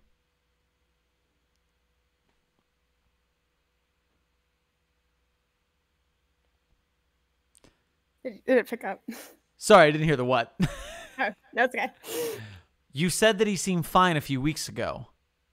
Draven turns back to the bookshelf and digs his fingers into another couple paperbacks. That's part of the reason why. You're kidding me. He just never said anything about that. Yeah, it was more obvious if you lived with him, I guess. Draven started dropping books methodically into the box, noting some of the titles in passing. Frankenstein, something old and Polish with lettering rubbed off. Cannibalism, a perfectly natural history. he had moods, kind of ups and downs. When I was little, he took mood stabilizers for it, but when my parents got divorced, he almost says chose drinking every night over taking care of himself. Stopped taking them. Like, sometimes he wouldn't need to sleep for days, and other times it was hard to get him out of bed. Sometimes it happened in hours, where he just would spiral down until he crashed. Then he'd be fine the next morning, or sometimes he would suddenly get in a swing for weeks or months, you know? And you would think it was getting better or getting worse, and he would just swing in the other direction out of nowhere. Carrie, famous serial killers of the 19th century. The National Audubon Society Field Guide to North American Butterflies. I think he started drinking because of it. Like, in terms of the actual disorder itself, I always knew my dad was sick, but he never really mentioned it outright. Sometimes that's why he would do some stupid, impulsive shit, because it kind of affects your decision-making that way sometimes. House of Leaves, History of Poland, The Spy Who Came In From the Cold. But the past few years, I don't know. Most of his episodes have been bad ones, and, like, he would start coming up and then go back down instead, and his drinking got really, really bad. Like, he's been an alcoholic since Mom left, but this was worse than I've ever seen him. Demons Summoning and Expulsion, Pet Cemetery, The Silence of the Lambs. Like, he wouldn't eat, wouldn't sleep, would just binge drink until he passed out. Actually, that's how James and I found him the night Draven dropped the box on the floor, breathing hard. Oh, God. The night he died. Hey. Did it pick up? Yeah. Iris looked shaken from the information, but recovering into concern. You okay? Draven slowed his breathing, then slowly, carefully, picked up the box. I think... Draven swallowed hard, voice wavering, fighting back tears. I think we should stop talking about Dad and just focus on getting this over with. Iris agreed, and within 4 hours, everything in his father's office was loaded into the back of James's green Saturn. 90% of it books and manuscripts, covered in his father's writing. Unpublished novels, diary entries, everything in Polish and English alike. All of the work shit packed into separate boxes equaled about the same amount. All in all, but that happened when you were a site director for nearly 2.5 decades. When they were done with that, Iris asked him if he wanted to get to the apartment where his father lived done too, and he agrees, because the only thing worse than cleaning out the place where he grew up is waiting to do it. And when they get there, they realize that most of it is already Foundation owned and is slated to be repossessed, including his dad's recently untouched bed, all the furniture, and all the files left behind. It becomes clear when, as they clean, that his dad hadn't bothered to come home for quite a while longer than they'd thought. No food in the cupboards, most clothing in his office, most things for living in his office, and most already either thrown away or packed, as they realize, because his father was too damn drunk to stumble home each night at the end of his life. Some things they moved to Draven's apartment, and others they moved to the Saturn. They sift and sort and find all the pieces of his dad among a mosaic of an abandoned living space and pack up all the little scraps they find, although there's not much left to begin with. And when they're done, they make one last check of the place to ensure that they got everything. And Draven almost cries for the 1,000th time today, but is too exhausted and numb to do so. Well, says got it over Iris. with, huh? Yeah, says Iris as Draven slams the trunk of James's Saturn. Clunk. We got it over with, huh? And Draven rushes forward and embraces her, and she embraces him back. And when he's done, he drives home, and James is waiting there for him. And they bring everything into the garage, and turn out the lights, and walk inside the house, and leave his dad out next to the car when they go to bed. Chapter 8 complete. Breathing for a second. I hope I did okay. Sorry, too quiet a few times. You were good, and you played the anxiety well, says the voice actor. It's just, it's life. I love the next part. The good news is I know a lot of these last chapters are short, so we are going to finish this tonight. I know we're almost at 2 hours now. God damn. But we're still at 31 viewers, which is more than this show was getting last year at all. So if you guys are still here for it, I'm still going. I'm not done until it's done. It's because of my star power. You know, they hear I'm here. Yeah. Exactly. We heard that Ilu was here. We brought the party. They saw that gold LeMay and they knew it was time. All right. Speaking of me being here, I'm going to not be here for a second while I get some water. Rock that. We're going on to chapter 9. A portrait of your father. The farthest you ever saw your dad into mania was probably when he threw piss on Duke and started running. Dr. Kondraki, with a small lead, attempts to enter non-sentient object containment by making his way past 2 armed guards and flashing his ID. And when he passes you, in all your tactical gear and headset and radio, he doesn't realize that it's you at first. And there's a moment when he whips out his ID and he does recognize you. And up until that point in time, you think he's just doing his job, but his grin falters when he sees you. And that's the point when, instead of letting your father barrel down the R14 hallway, you run after him. He runs faster from you than he does from Duke. And you manage to get him away from the stairwell and chase him down an adjacent hallway instead. And when his squad commander squeaks over his radio, 43, come in for status, 43, over, he pushes the little button to talk and says, I've got him, Commander, over. And in a second, he does, or thinks he does, until his father whips around and lands a poorly thought out punch to his visor and rattles it enough to startle him. But it looks like it startles him too. And you take the opportunity to grab him by the wrist and tranquilize him, and Duke is dead in 5 minutes 2 hallways over. There are no casualties. The chase, including the short scuffle they have, takes maybe a minute. The fact that your dad fought back was enough by regulation to back up your choice to bring him down. But your commander can tell you that there's more to it than that when you fill out the paperwork. He doesn't ask what it is, and it's best that he doesn't. Because when your dad wakes up and starts ranting on in the twisting way he does in a manic episode, the only thing you can think of is, you are so fucking lucky that I caught you early. You are so fucking lucky that we can pass this off as a failed decommissioning and not the failed attempt at something more, because they would put you in the psych ward in 3 minutes if they knew you did it because you were riding a bipolar high into oblivion. You hear me?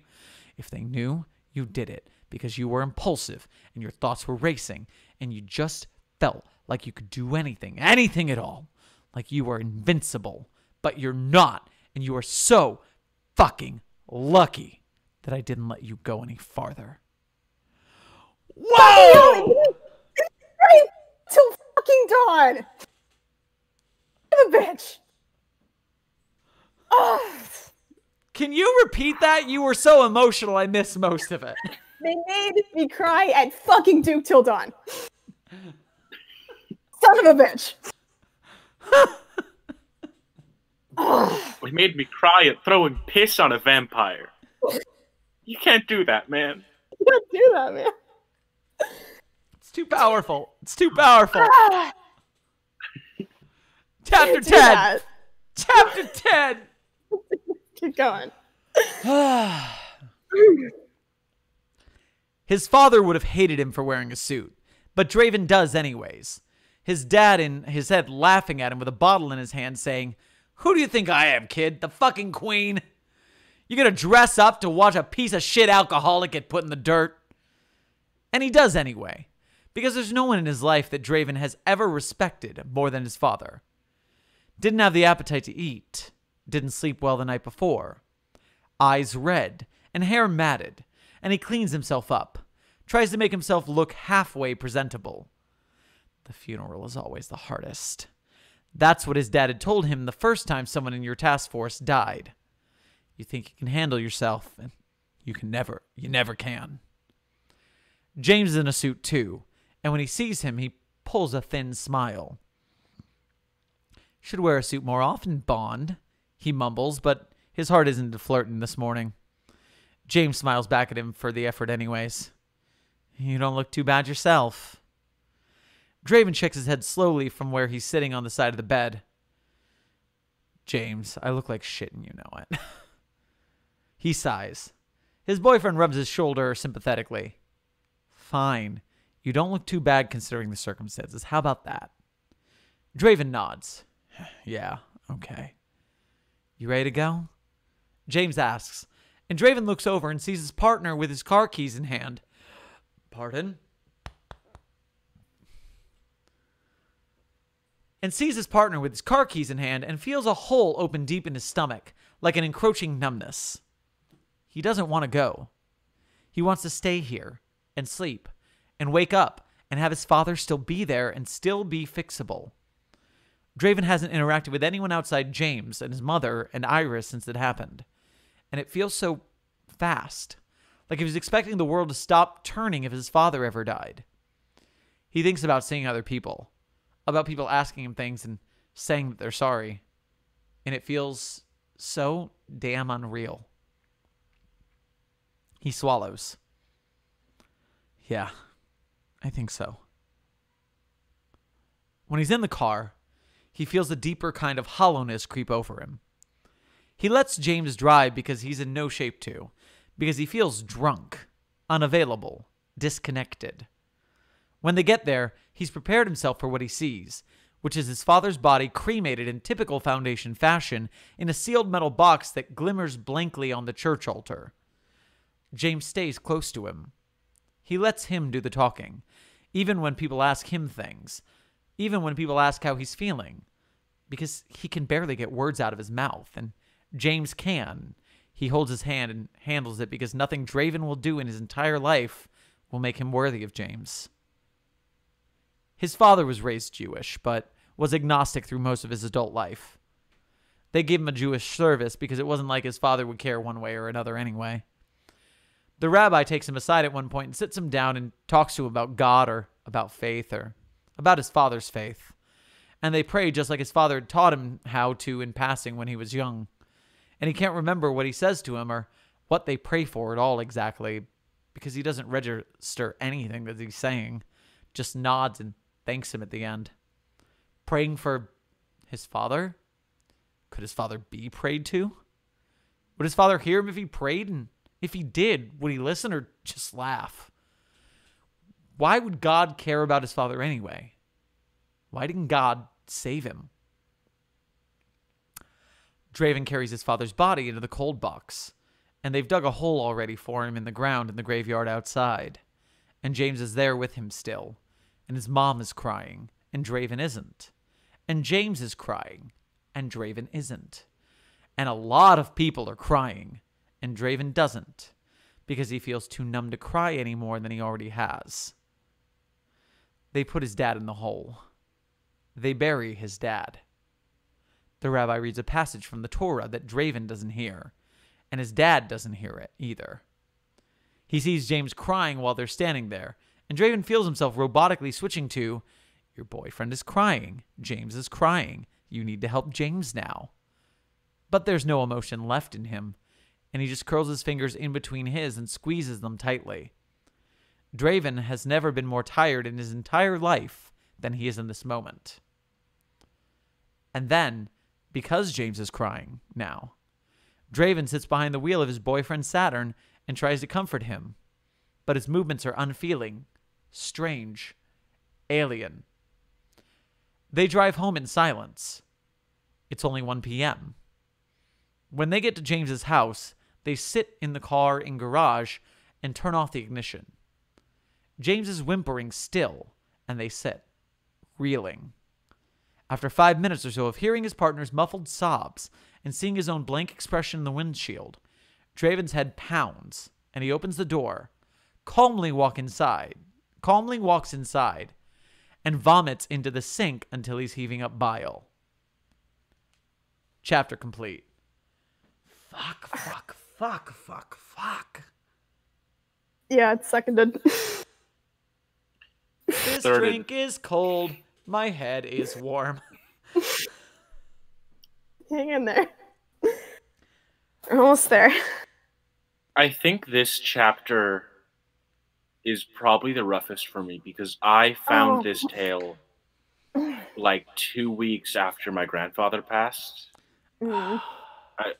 I'm gonna save most of this for like post analysis, but Yeah. this tale specifically of just going to the funeral and still kind of being in shock and trying to deal just Yeah. really messed me up. I'm with you on that on two fronts right now. One of them real and one of them make believe. On the real point, when I mentioned my Nona passed at the beginning of the pandemic, not due to the pandemic, just coincidental. My family is in Florida, which, if you're not aware, has the worst handling of the pandemic in the country outside of a couple other states. And it was early in the pandemic, but it was still bad. And so my dad called me. My dad called me sobbing because his mother had passed away. And during a pandemic, you can't hold funerals. So I couldn't go back to Florida. And the most funeral my dad and his two brothers got was sitting in a car at the road on the side of the graveyard, watching from a distance as the one person did the burying. Jesus. And so I'm sitting here like, my dad's not dead, but I'm having flashbacks to when that eventually happens. Flash forward. And second tier emotions. Yeah. I love I'll you, probably chat. get I'm into glad it you're all once here you're for done, this. too. I got 3 during the start, but when we get to Yeah. the ending, I'm gonna get. Yeah. All right. This, yeah. I'll get into my end of things when we're done, I think. Sounds As soon as fair. Stay hydrated, kids. Assuming I can work up the nerve for it. Man, I'm just going to take this last moment before starting chapter 11 to say, fuck, I love the SCP community and the art we create and shit, Yep. guys. This is why we do what we do. Chapter 11. Yes. Christ. A portrait of your father. This one is also a memory. You're 23 in the infirmary, with all your team either gone off to sleep or admitted in another room. And just as you start thinking, maybe Dad's asleep, you hear the hallway doors crash open, and you realize that your father was simply not informed. He slams open the door to your hospital room, looking deranged, with his work bag in one hand. He walks briskly right up to where you're laying, hooked up to an IV and heart monitor, and he's shaking. And he comes close enough to you until you can feel the heat of his breath. He puts one rough hand on one of your shoulders and grips it too hard and growls, "Draven Kondraki, don't you ever scare me like that again." And then he collapses in the chair at your bedside. "Dad," you say. Your words are muffled because the gauze shoved in your mouth to stem the bleeding gets in the way of your talking. "I'm fine." Your father puts his elbows on his knees and his face in his hands. "Jesus fucking 8 hours before they had you here, and they didn't tell us anything about how you were. You know what? We just didn't know for 8 fucking hours." He rubs his face, then runs his hands through his hair. He almost looks as bad as you do. "Dad." "Jesus fucking shit, Draven, what were you thinking?" Your father explodes. "You could have gotten hurt. You could have died." It's rare that your father gets genuinely angry at you. Irritated, yes, but never angry. Never furious. You tell yourself to keep calm, but feel annoyance clip up inside your bandaged chest. "I didn't, Dad," you mumble, because your father is on the verge of hysterics if not already there. These things happen on the field. You know that. Your dad's knee is bouncing, so is mine. Your dad's knee is bouncing. But then again, your dad's knee is always bouncing, so is mine. He looks at you with the dawning realization of the person shifting back from anxious father to psych director who does indeed know all the occupational hazard that you're accompanying your son's line of work. For a second, you think he's about to explode again, but he doesn't. He exhales slowly and wrings his hands together. And then he laughs. God! He shakes his head. God, fucking, I'm sorry. Dad, did something happen? You can't help, but I feel like there's something you're missing, and sure enough, your dad smiles widely and shakes his head. No, nothing happened. Just, your dad says that books don't affect his life, and then they do. Everything is still hazy from the morphine, and for a second, you feel as though, again, you're missing something. Like you didn't hear him right. And then he continues. Damn it, Draven. I was reading that one Stephen King book, Pet Sematary. Looks, the next time your team accidentally walks in on a group of interest raid, I'd like a few days' notice so I can switch to a book less child death centered, okay? You smile lightly at him, feeling woozy from the drugs and the blood loss. But he's there, just like he always is. He heard you were hurt and came running, just like he always does. And he was reading because he's your dad. And your dad is always reading or writing for one thing or another. Okay, I promise. You say, and your dad laughs at himself again for thinking that his son might have died a slow and painful death at the hands of some anomaly. He laughs like that isn't an option for either of them, like that danger isn't there and never was. And for the moment, you drift off, and your dad stays and reads. Finally, a chapter that's a little easier than the others. Yeah. And only slightly.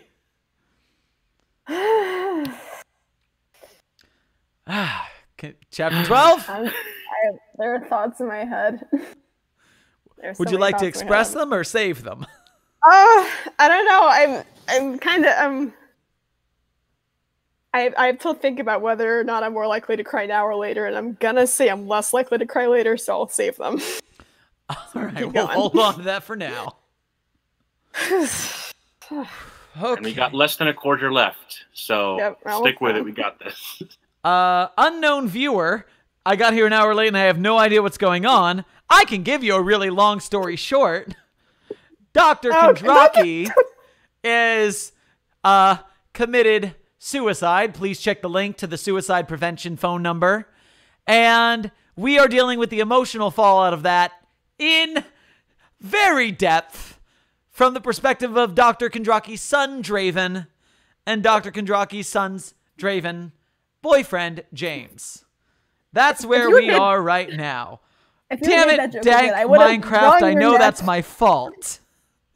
If you had made that joke again, I would have wrung your neck from across the country. Know that. And you would have been right, too. I would have wrung your neck from the same state, so watch your back. As the entirety of the USA wrings Sherman's neck. Okay. Chapter 12, before I get choked. Here we go. Okay. Easy. Everything is in a thick haze when Draven comes around, dressed again in James's clothes in James's bed with James there next to him. James being James with his nose in a copy of The Hobbit for the millionth time. It's dark outside. His head throbs painfully and he groans. Easy. James repeats softly, not looking up from his book. You were having a nightmare again. Draven released a breath of tired frustration. Don't tell my mom, will you? Nah, I won't. James flips the page. The past few days have been pretty rough on you. I'm not surprised. Pardon? Draven nods slightly. He's exhausted, but can't sleep anymore, just like he can't cry any more than he already has. You should just try to relax, okay? Oh no, now I have hiccups. What time is it? James glances up from his book at the clock on his nightstand. Around 10. At night?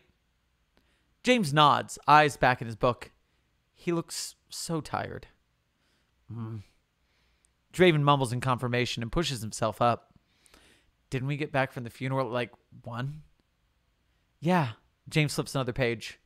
He'll never know how he can manage to talk and read at the same time, but it was just one of the many things that he'll always love about James. You came home, threw up, changed, and fell asleep. Jesus. Draven sighs. He sits up and rubs his face, trying to alleviate some of the feverish discomfort crawling through his skin, but all it does is make him dizzy. I know. Scared the fucking crap out of me. I think the funeral might have been a bit much for you, James says, and Draven hates it when he's right about these things and chooses to swing his legs off the bed instead of responding. His boyfriend glances at him expectantly once his feet are on the floor. Babe, you should sleep, says James, knowing the purple circles under his eyes. He clearly hadn't been sleeping well, and the dreaming probably didn't help with that. No, you should sleep, Draven asserts, grabbing his phone from the bedside table. You've done fucking everything for me today, James. I don't think I could have made it through that shit if you weren't there. The last few words catch in his throat a little, and he swallows, remembering the weight of his father's ashes in a steel box in his arms. He wished Foundation regulation allowed for him to do something other with the ashes than bury them. Scatter them to the wind somewhere over the ocean, maybe. Do something his dad would have liked. But he also knew that Graveyard was where his father belonged, with all the other level 4s and directors that killed themselves off, or fell to some horrible fate, or just keeled over at their desks from the strain. He should feel lucky he got to bury a box with something in it at all, Draven thinks. Getting buried on Foundation ground was a conventional honor, and some nondescript part of his fever-ridden brain pulls out an image of his father as a ghost in Site 17 Graveyard saying, "Are you fucking kidding me? I'm still here!" And he smiles to himself pessimistically. It didn't feel like an honor. James reaches across the bed to touch his hand. Draven twitches his fingers in response. I'm going to go read for a bit, he says. I don't think I can go back to sleep right now. James nods wearily. Don't read any scary shit, he says, and Draven knows he's only half joking, with their jobs being the way they are. He leaves the room and turns off the light on James as he goes, extinguishing his partner's reading light and receiving a soft swear in return. No choice but to sleep now. There's the shuffling of blankets and the soft tap of James's glasses hitting the nightstand, and it's these cues that send Draven from the bedroom door to the garage, and he sets to work. He knows exactly the book he wants to find.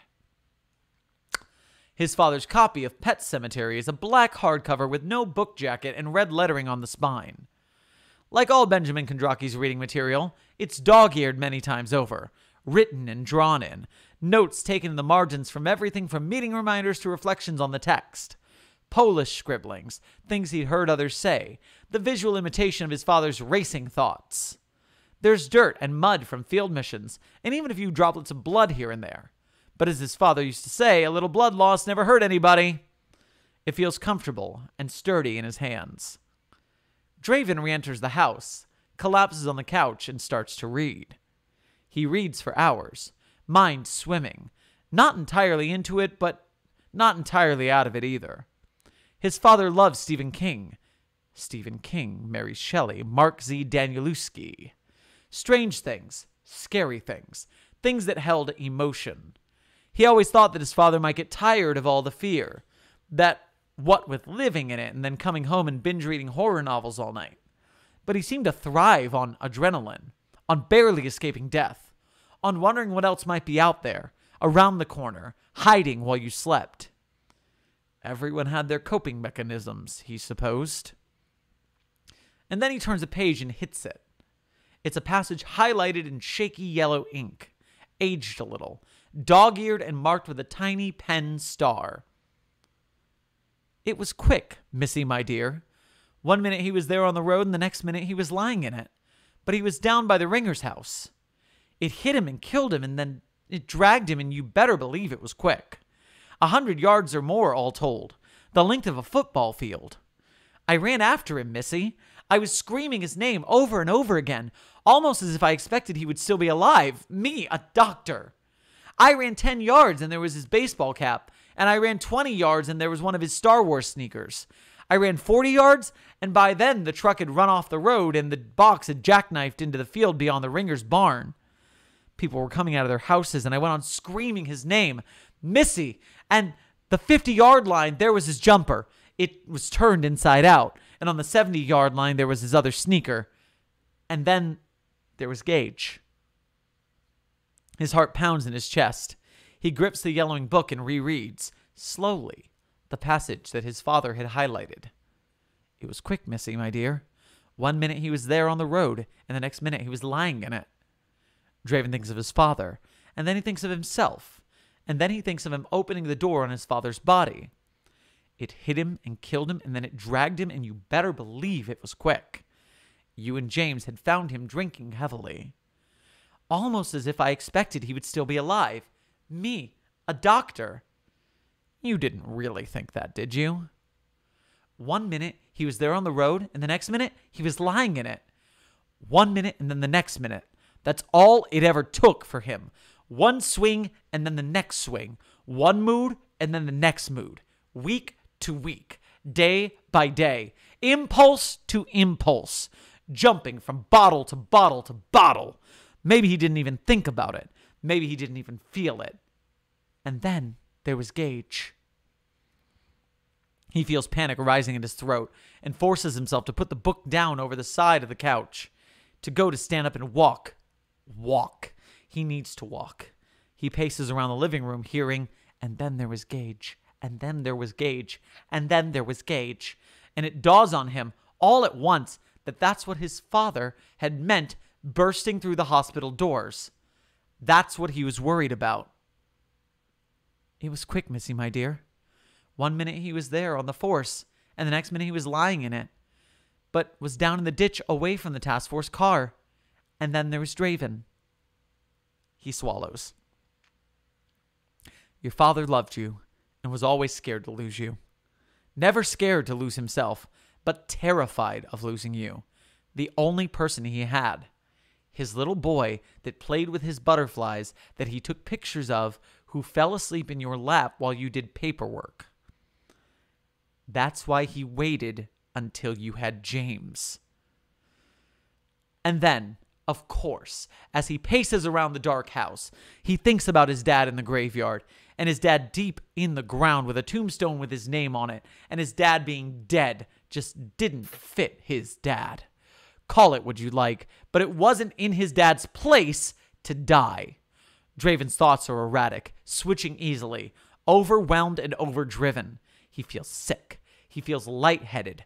Part of him thinks about waking up James, who's still sleeping soundly in the bedroom when you check on him, but you go back to the book instead because it's easier to read and forget than cry and remember. And that's when you reach it. The headstone was here now. It read simply, Gage William Creed, followed by the 2 dates. Someone had been here today to pay his or her respects, he saw. There were fresh flowers. Who would that have been? Draven's eyes open a little wider. He skips a few lines and then keeps reading. The ground was soft, the digging easy. The grave shape was well defined, the dirt he was throwing out softer than the earth at the verge. Another few lines. He threw the dirt onto the ground to the left of the grave, working into a steady rhythm that only became more difficult to maintain as the hole deepened. He stepped into the grave, smelling. That's all Draven needed to get an idea of what he wanted his dad's final stunt to be. He grabs James's keys from the table and a shovel from the garage and backs out of the driveway at 1 a.m. feeling like Lewis Creed. Chapter 12, and oh my God. It's getting less relentlessly sad. I mean, Yep. it's still relentlessly sad, but Things are looking up. we're on our way. We're on the upswing. Oh, man. Okay. Here we go. Chapter 13. A portrait of your father. They don't see you because no one at the Foundation cares about the dead unless they're in containment. All told, your adventure is far easier than Creed's was because it's way easier when you aren't planning on burying the person in an anomalous graveyard to raise them from the dead, and equally easier when the person is cremated in an urn maybe 2 feet below the surface. You have to say that as much as you're grateful for the ease of the exposure itself, not getting caught and fired was a plus. You really felt like you were missing out on an integral part of the whole grave robbing experience. When you lift your father's urn from the ground and set it aside, you're kind of disappointed, because you really were under the impression up to that point that you would feel some kind of regret once you had it above ground, or at least any kind of feeling at all. But you think about all the times your dad complained about how strict the overseers were about body disposal and erasing evidence, and you don't. You just fill the hole back in, grab the urn and shovel, and walk back out. Wasn't very exciting. Thought it would have been more interesting. But overall, Dad would have been proud. I'm just going to keep going. Chapter 14. Holy fuck, Draven, what did you do? It's still early dark out when Draven walks in the door, calling loudly for James, and hauls the steel box onto the table, scattering mud and soil. He was grinning from ear to ear. James looks at him from behind the kitchen counter with a look of abstract horror. Draven, he warns, please don't tell me that's what I think it is. It's Dad. Fuck, says James, with all his heart and soul. Draven knew he wouldn't be behind robbing his dad's grave, which is why he did it his own damn self. No, not fuck. No, not fuck. Like, hear me out here. He knows that James loves him more than anything because he doesn't immediately take out his phone and dial for the site psychiatric, and that means more than anything to him. He stands and crosses his arms across his chest, looking at the plain urn in front of him. Draven, he starts, this is literally fucking my dad hated the Foundation, Draven says. As in, he loved his job, but hated the organization. And you know something? They hated him right back. So why the fuck do they get to keep him? James stutters half a reply, then falters, then halts. It's clear by how he looks at him that he doesn't approve, and a week ago Draven wouldn't have either. He raises an eyebrow as if to say, you can't think up a reason for me to not dig up my dead father's urn from the site graveyard. You robbed his grave, James says finally. Hell right I did, Draven smiles. And I put the dirt right back where they had it, and I brought him home. No one saw me. It's like they'll never know he's gone. I left the gravestone. What if they check? Oh, a vital hole in my plan. The annual Foundation grave check to make sure the directors are still dead. Silly me. You're testing me, Draven. James, I just dug up my dad and brought him home because of something I read in a Stephen King novel, and you're still here. I know, right? James said, a little bite in his voice. Looks like we're all surprising ourselves this morning. He paused. Draven could tell that James was starting to warm up to the idea. Not hot to it, but no longer going to call site security. He smiled across the table, hands covered in mud. I'm lucky I'm cute, huh? Draven finally replies, trying to warm up the silence.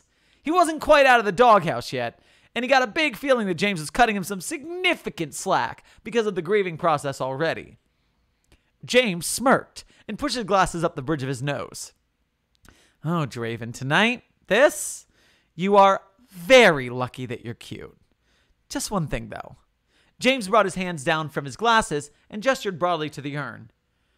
What are your plans here exactly? Draven felt his heart drop and his smile waver. And James must have seen it, because he smiled ruefully and crossed his arms back across his Avengers t-shirt. Huh. You don't have one, do you? Well, I didn't think it would get this far, smoothed Draven. Oh, how Kondraki of you, Draven! That's the Oh, God. Uh-huh. My general idea was to put him somewhere he would have liked, you know? Scatter the ashes somewhere. He thinks for a moment and comes up with the first thing that comes to mind. A place his father would drive to on the rare weekends he had free, listening to Johnny Cash and NPR and whatever Polish stations the battered Jeep could pick up. I don't know how to say that. What is that? It's pronounced with a W. Weba. Weba. On the shore of the Baltic. James nodded silently. Look, Draven said, you've put up with a lot of my shit. And I know you don't like it when I pull random stunts like this, but in my defense, I don't do it often, and this one's really, really important. So I was kind of thinking, since we have the next week off, we could, like, take him and get rid of the ashes and then just, you know. He thought of his father's words. Whatever makes you happy. Go, just do something. Just you and me. Like, just go exploring for a while. He wrings his hands and looks at the floor. I don't know. I need to get out of here for a few days. He doesn't look up, although he knows that James is looking at him, scanning him, trying to decide if this was an easy cop-out or a genuine proposition. For a stretching moment, Draven imagines himself doing this alone. It sounds fucking awful. He hears James sigh. You know what? Fuck it. James grabs his backpack and car keys. Fuck it. Let's go take care of your dad. Draven smiles, holding back tears. Oh, I love them. I want to hug the both of them. They make me so happy. It's so good. But like the thing you said about like, oh, how very good job. Like, I need to like figure out how to do it. Such good boys. I need to figure out how to do English again. Fuck. It's so good. It's so good. It's so cute. It's so good. Said the Kendraki. That's like it's like it's the same. It's all they're the same. It's the same. It's all the same. I know I'm probably being like super obvious right now. That's all right. I'm certain in 2014 when I read it, I probably didn't get that. I'm certain I didn't realize that until now. Yeah, it's all connected. All right, everybody, 33 of you in the YouTube chat, thank you for sticking with us through this 2-hour, 17-minute endeavor. It's time for the final chapter. We made it, guys. Woo! Let's go. We did it, Reddit. Here we go. A portrait of your father. You pry the steel box open with a crowbar, and there's... Oh, son of a bitch! I just realized what a portrait of your father is. I didn't get it until right now. You pry the steel box open with a crowbar, and there's your dad. Ashes to ashes, dust to dust. There's no Columbia coat, no scratched black frames or camera or worn paperback books. But he doesn't need all that to be your dad. James looks at him through his wired frame glasses that are a little too big for his nose. And Draven looks back up at him, and James says, "Ready?" And you toss him out to the open sea so the Foundation can never have him. Never really. Maybe they never had him at all. A portrait of you. You and James are in James's battered Saturn as the sun rises. You're wearing a green Columbia jacket that's worn and torn in places. It was your father's, but now it's yours. James is in the passenger seat and you're driving. Windows down.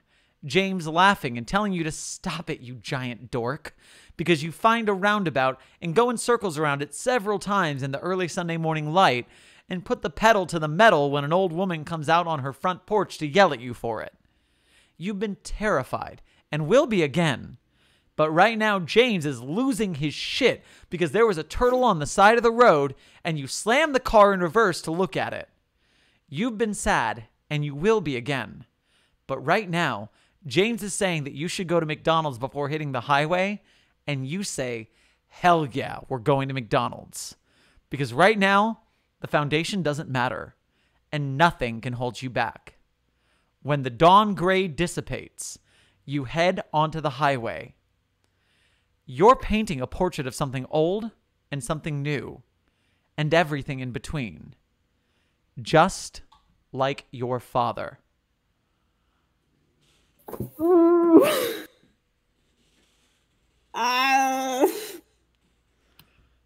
Hell yeah, we're going to McDonald's.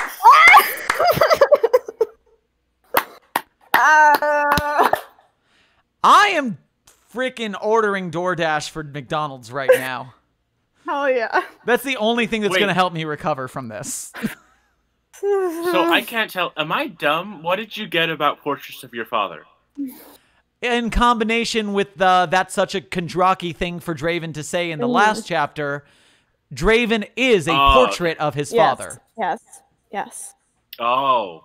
Son of a bitch. Just another tie-in, by the way, for all you art history nerds. It's a Salvador Dali painting called Portrait of My Father, which is Salvador Dali's dad just, like, giving him the biggest glare of, like, fuck you, but then he's also going for a hug. So it's like, I'm a weird guy, I'm a mean guy, but he's going for the hug. So if you want even more reason to cry. Okay, guys. I am fully willing to sit here for maximum 40 minutes, making this a 3-hour stream, if that's how long it takes us to decompress from what we just read. Yeah, I think all right. So I can talk about this now because the last part reminded me of how I used to drive my girlfriend around. She didn't drive and I did, and I would drive her everywhere. And just sorry, I may cry. Stuff. My dad, he kicked me out when I was.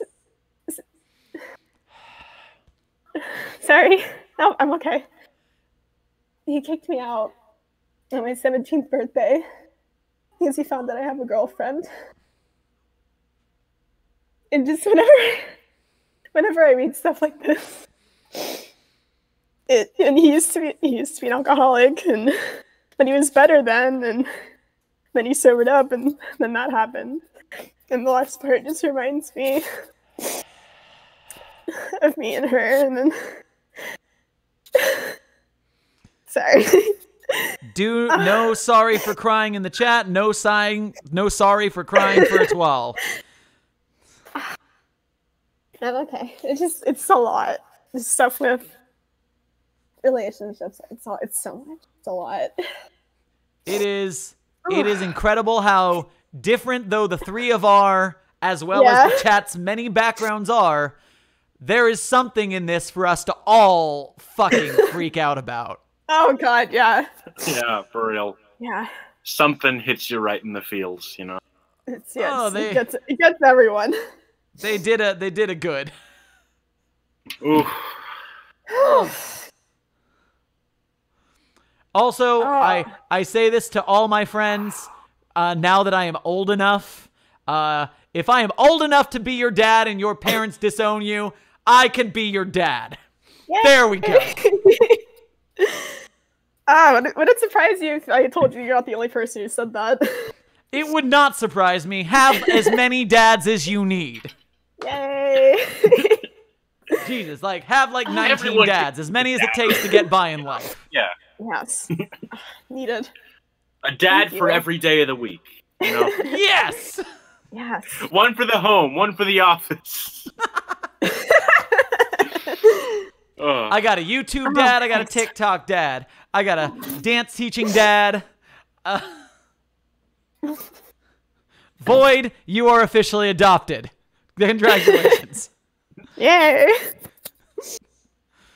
30 seconds from now, when that gets to the YouTube delay, Void can be excited about it.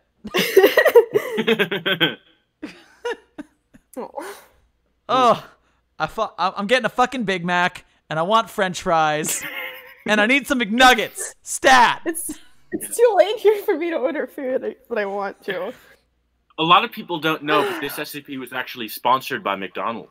Holy damn. It was sponsored by McDonald's. I mean, it worked. They got me. We are not sponsored by, today, McDonald's. We are not sponsored by BetterHelp. We are not sponsored. We're not sponsored by Pink Floyd. We're not sponsored by Pink Floyd. Does Pink Floyd exist as a unit anymore? Can they sponsor us? I don't think they can. My entire lower body is completely numb. You should probably change your sitting position. But you Yeah. see what I mean now about how it feels like banging your head against the wall for an hour, and then like after you're done, it feels so much better. But you were still banging your head against the wall. We Yeah, that doesn't work. we fought our way through so Yes. much horror, as we do in life. Yes. And you process and you rail against reality. Sometimes literally if you are James Talleyrand. But if you've got people and you can do the best you can, maybe you can have good times afterwards. Yes. Probably you can. And we haven't even got out like into how it is the James Talleyrand of 3999. Like the Oh yeah, there's a sequel to this. that this has. Yeah. So tell me There's a about that, sequel to because I'm this. not familiar with the whole background. All I know is that, as you guys said in the beginning, after the fact, this was retconned into being Right. James from 3999. Right. And Because it just happened like to I share a commented on this story with, this is something I want to do, but not without help, because it's so emotionally resonant that I want to not like fail at it. And so like Right. tonight with you guys, I felt like we did it and like I had team to help me. Yeah. Even if it was emotional support for most of it. And then I assume you're talking about Decibels is, I forget the name of the Like series. Clockwork. I still haven't read that. I really fucking need to. I'm not sure if it's in Like Clockwork, but there's a sequel to this, also, I believe also written by Vandal, called Okay. I Stared Into... What is it? I No. Stared I Into... stared into the face of everything and nothing and made it back alive. That's by Sunny Clockwork. That's it. Okay, yeah, by Sunny. And it is in this same universe. And it is truly heart-wrenching, because this is in so much about James and Draven growing together as people and dealing with this loss. And in that, it's James surviving 3999 and having James and Draven having to rebuild their relationship after it has been completely ripped apart. Mhm. And coming off of this, it is so sad. Yeah. Like, ugh, There's Oh my also- god. disgustingly sad. Yeah. There's also Trouble with Amnestics, which is also by Vandal. Also a sequel to this, also dealing with similar themes. Except there's like one key thing change, which I won't tell you what it is in case you want to experience it for yourself, but it's similarly kind of kills you. I Yeah. am trying to imagine a world where these two are what they are right now, and Talleyrand leaves to be taken away for infinite infinities before coming back, and I can't. Guess what I'm writing about right now. Yeah. Guess what I'm writing? And because you're It's writing really it, I'm sad. sure it's going to be amazing. No! It is! There's a I part with haven't- spiders that I do not like. Yeah, there's the spiders part. Well, I don't. It's still at a very. I'm working on it. I think I've mentioned my Twitter friends a few times. I take kind of Drabble requests from them. I have a huge document somewhere with I have been in a phase lately where I've been able to write 800 words a night, but only if I'm really upset while I'm doing it. So like for the past 3 or 4 nights, I have written 800 words per night, each something different, each something that my Twitter friends request, and they're all really sad mostly, and they're all 3999 related, and I don't know, I don't know how good it is for me, but I'm having fun. We all have our coping mechanisms. Yes. Yeah. Like, I have to go look for it now. Give me a second. Yeah, here we go. Okay, one of them is we read 6.5 on stream together. One of them is because Shiloh and Draven are in the same MTF unit, so I wrote a drabble of them being friends and Draven coming to kind of help Shiloh recover after the brain exploding thing. So I wrote Like that. you do. As you do. And then I wrote something with 507, like 507 from Series 1. I think most people know the Dimension Hopper guy. And I presented the hypothetical of, is 3999 taking place in another dimension? And if so, could 507 warp to this dimension? So I explored that a little bit. And then another thing was just like a pure, one of my Twitter friends suggested, what if 3999 sent through, like, and then they said, what if, and then they were like, of course it did, sent Talleyrand through a cycle where Draven never met him, but he retained the memories. So I wrote that. Oh, God. So those are all out there. Writing that is a war crime. Well, you will be jailed. I sent it to you. You can read it if you want to. I don't, but I feel like I have to. You do. You do. You do because you're my friend and I love you. Oh. All right, so we managed to read this whole thing. In one night, we did it. We only cried a couple times collectively. Got 2.5 hours.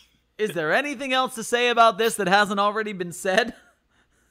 I think we got everything. Yeah. Oh man, I am exhausted, as something like this is bound to do. I feel like fucking a rag that someone wrung out. If everyone else in the chat has questions about me adopting them as a sibling or a father figure, you are free to do so. Funny off-topic story to lighten the mood a bit. I don't know at what point this started happening, and it wasn't on purpose, but at some point, Katie's phone started auto-correcting Sherm when she talked to other people to Sherm Daddy. One word. And she never purposefully typed that. And she has no idea why her phone called it that. Are you sure? Are you sure about that? I am not sure about that. I only have her word now that you question it. If Katie's not telling me something, then there we are. But she wasn't sending it to you. She was calling you Sherm Daddy to someone else. Katie, if you make it to the end of this stream, you got some splaining to do. And yes, stream, if you want to adopt me, I guess feel free. This is a two-way street of love. Lunch. Lunch. I also just want to put this out there. Vandal, a few years ago, left the SCP Wiki because they wanted to focus on their own personal writing career, to my knowledge. I don't know of any of if they published anything, but if they do, don't worry, because I will be streaming about it, and I will beat up Sherm until he posts it on his Twitter or something. After this person affected me like this, I am after the effect I have had right now, I am going to share anything that Vandal posts. Oh, hell yeah. For sure. I talked to them 2 weeks ago, so they're doing well.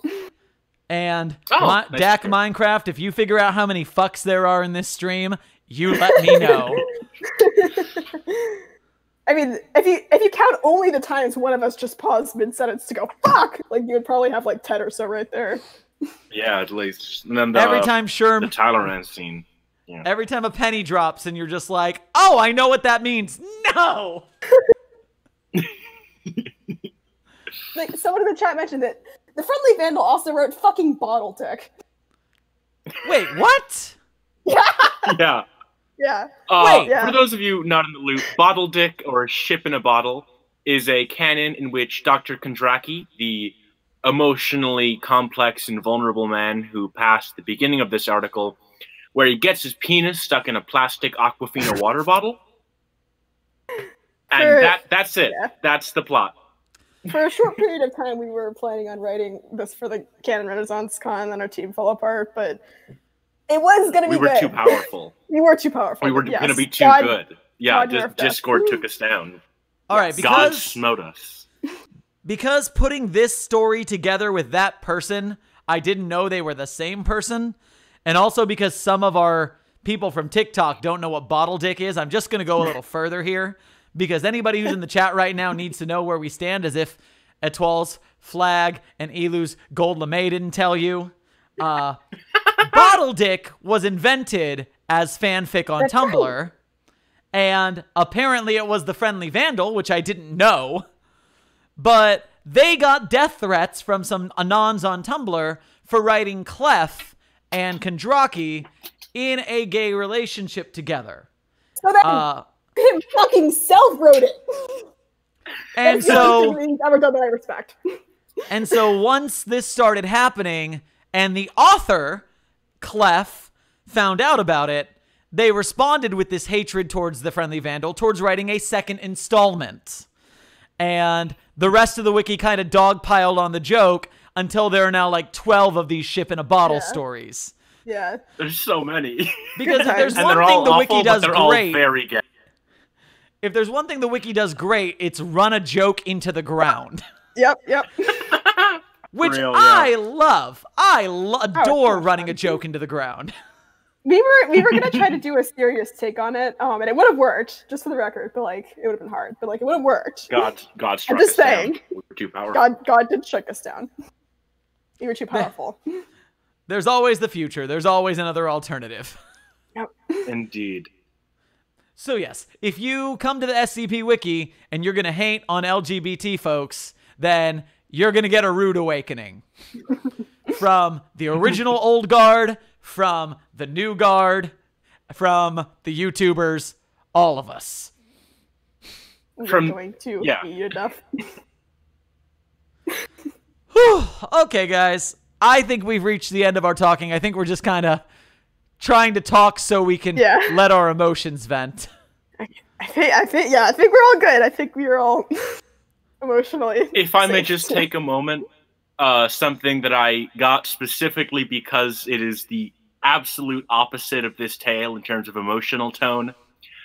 Speaking of just immense gayness, Heli Lissa has a wonderful series called Dumbass Lesbian Clowns, taking place in the Dread and Circuses series, that if anyone wants to read to cheer yourself up, I highly recommend. Yes. And since we're wrapping up, give me some article pimping, either your both, one from yourself and one from someone else. I'm not going to count that first one against you, Elu, so you still get one from yourself, one from someone else. Slip that in. All right. Okay. I only have one article, so I don't know why I was hesitating. 5203. It's a cool one. It was written, co-authored with Ty Gently as part of the Exquisite Corpse Con contest. It was a fun time. That was my own. And then 5251 or blank. It's called Flax. It's an anti-memetic one. It's a lot of fun. I'm not exactly sure what's happening in it. I'm working with a group of people to try to figure out what's going on. But that's definitely one of my favorites in the 5000 series. Good one. You fucking read all my shit, so I don't get to plug anything. I have read all of it. I don't get to plug. Shermie's read all my shit. All of them on stream. We've covered the archive. Except for 5304, which I don't think would work because it's a Gamers Against Weed and the logs just don't translate well. I've done that a couple times where, like, I'll have the, if you watch the video we did for Demultivoci, I don't remember what number, I only remember the title. Yeah, what you'll notice throughout that is because it's an email chain, I constantly have myself pitched up and equalized to sound like a computerized female voice saying, Dr. Lawrence, this doctor now. And I have to preface all of the messages because of that. Yeah. It's a stopgap. It gets the job done. It's not great, but for GAW, I kind of have to deal with it. Yeah.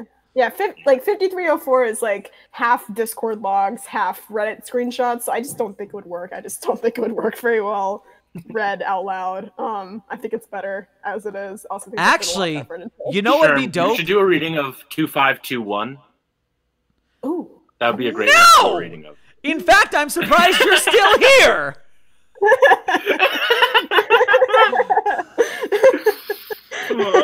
But am going to disappear from screen for just long enough to grab. Wow, I my killed good Sherm. boy. Sorry, everyone.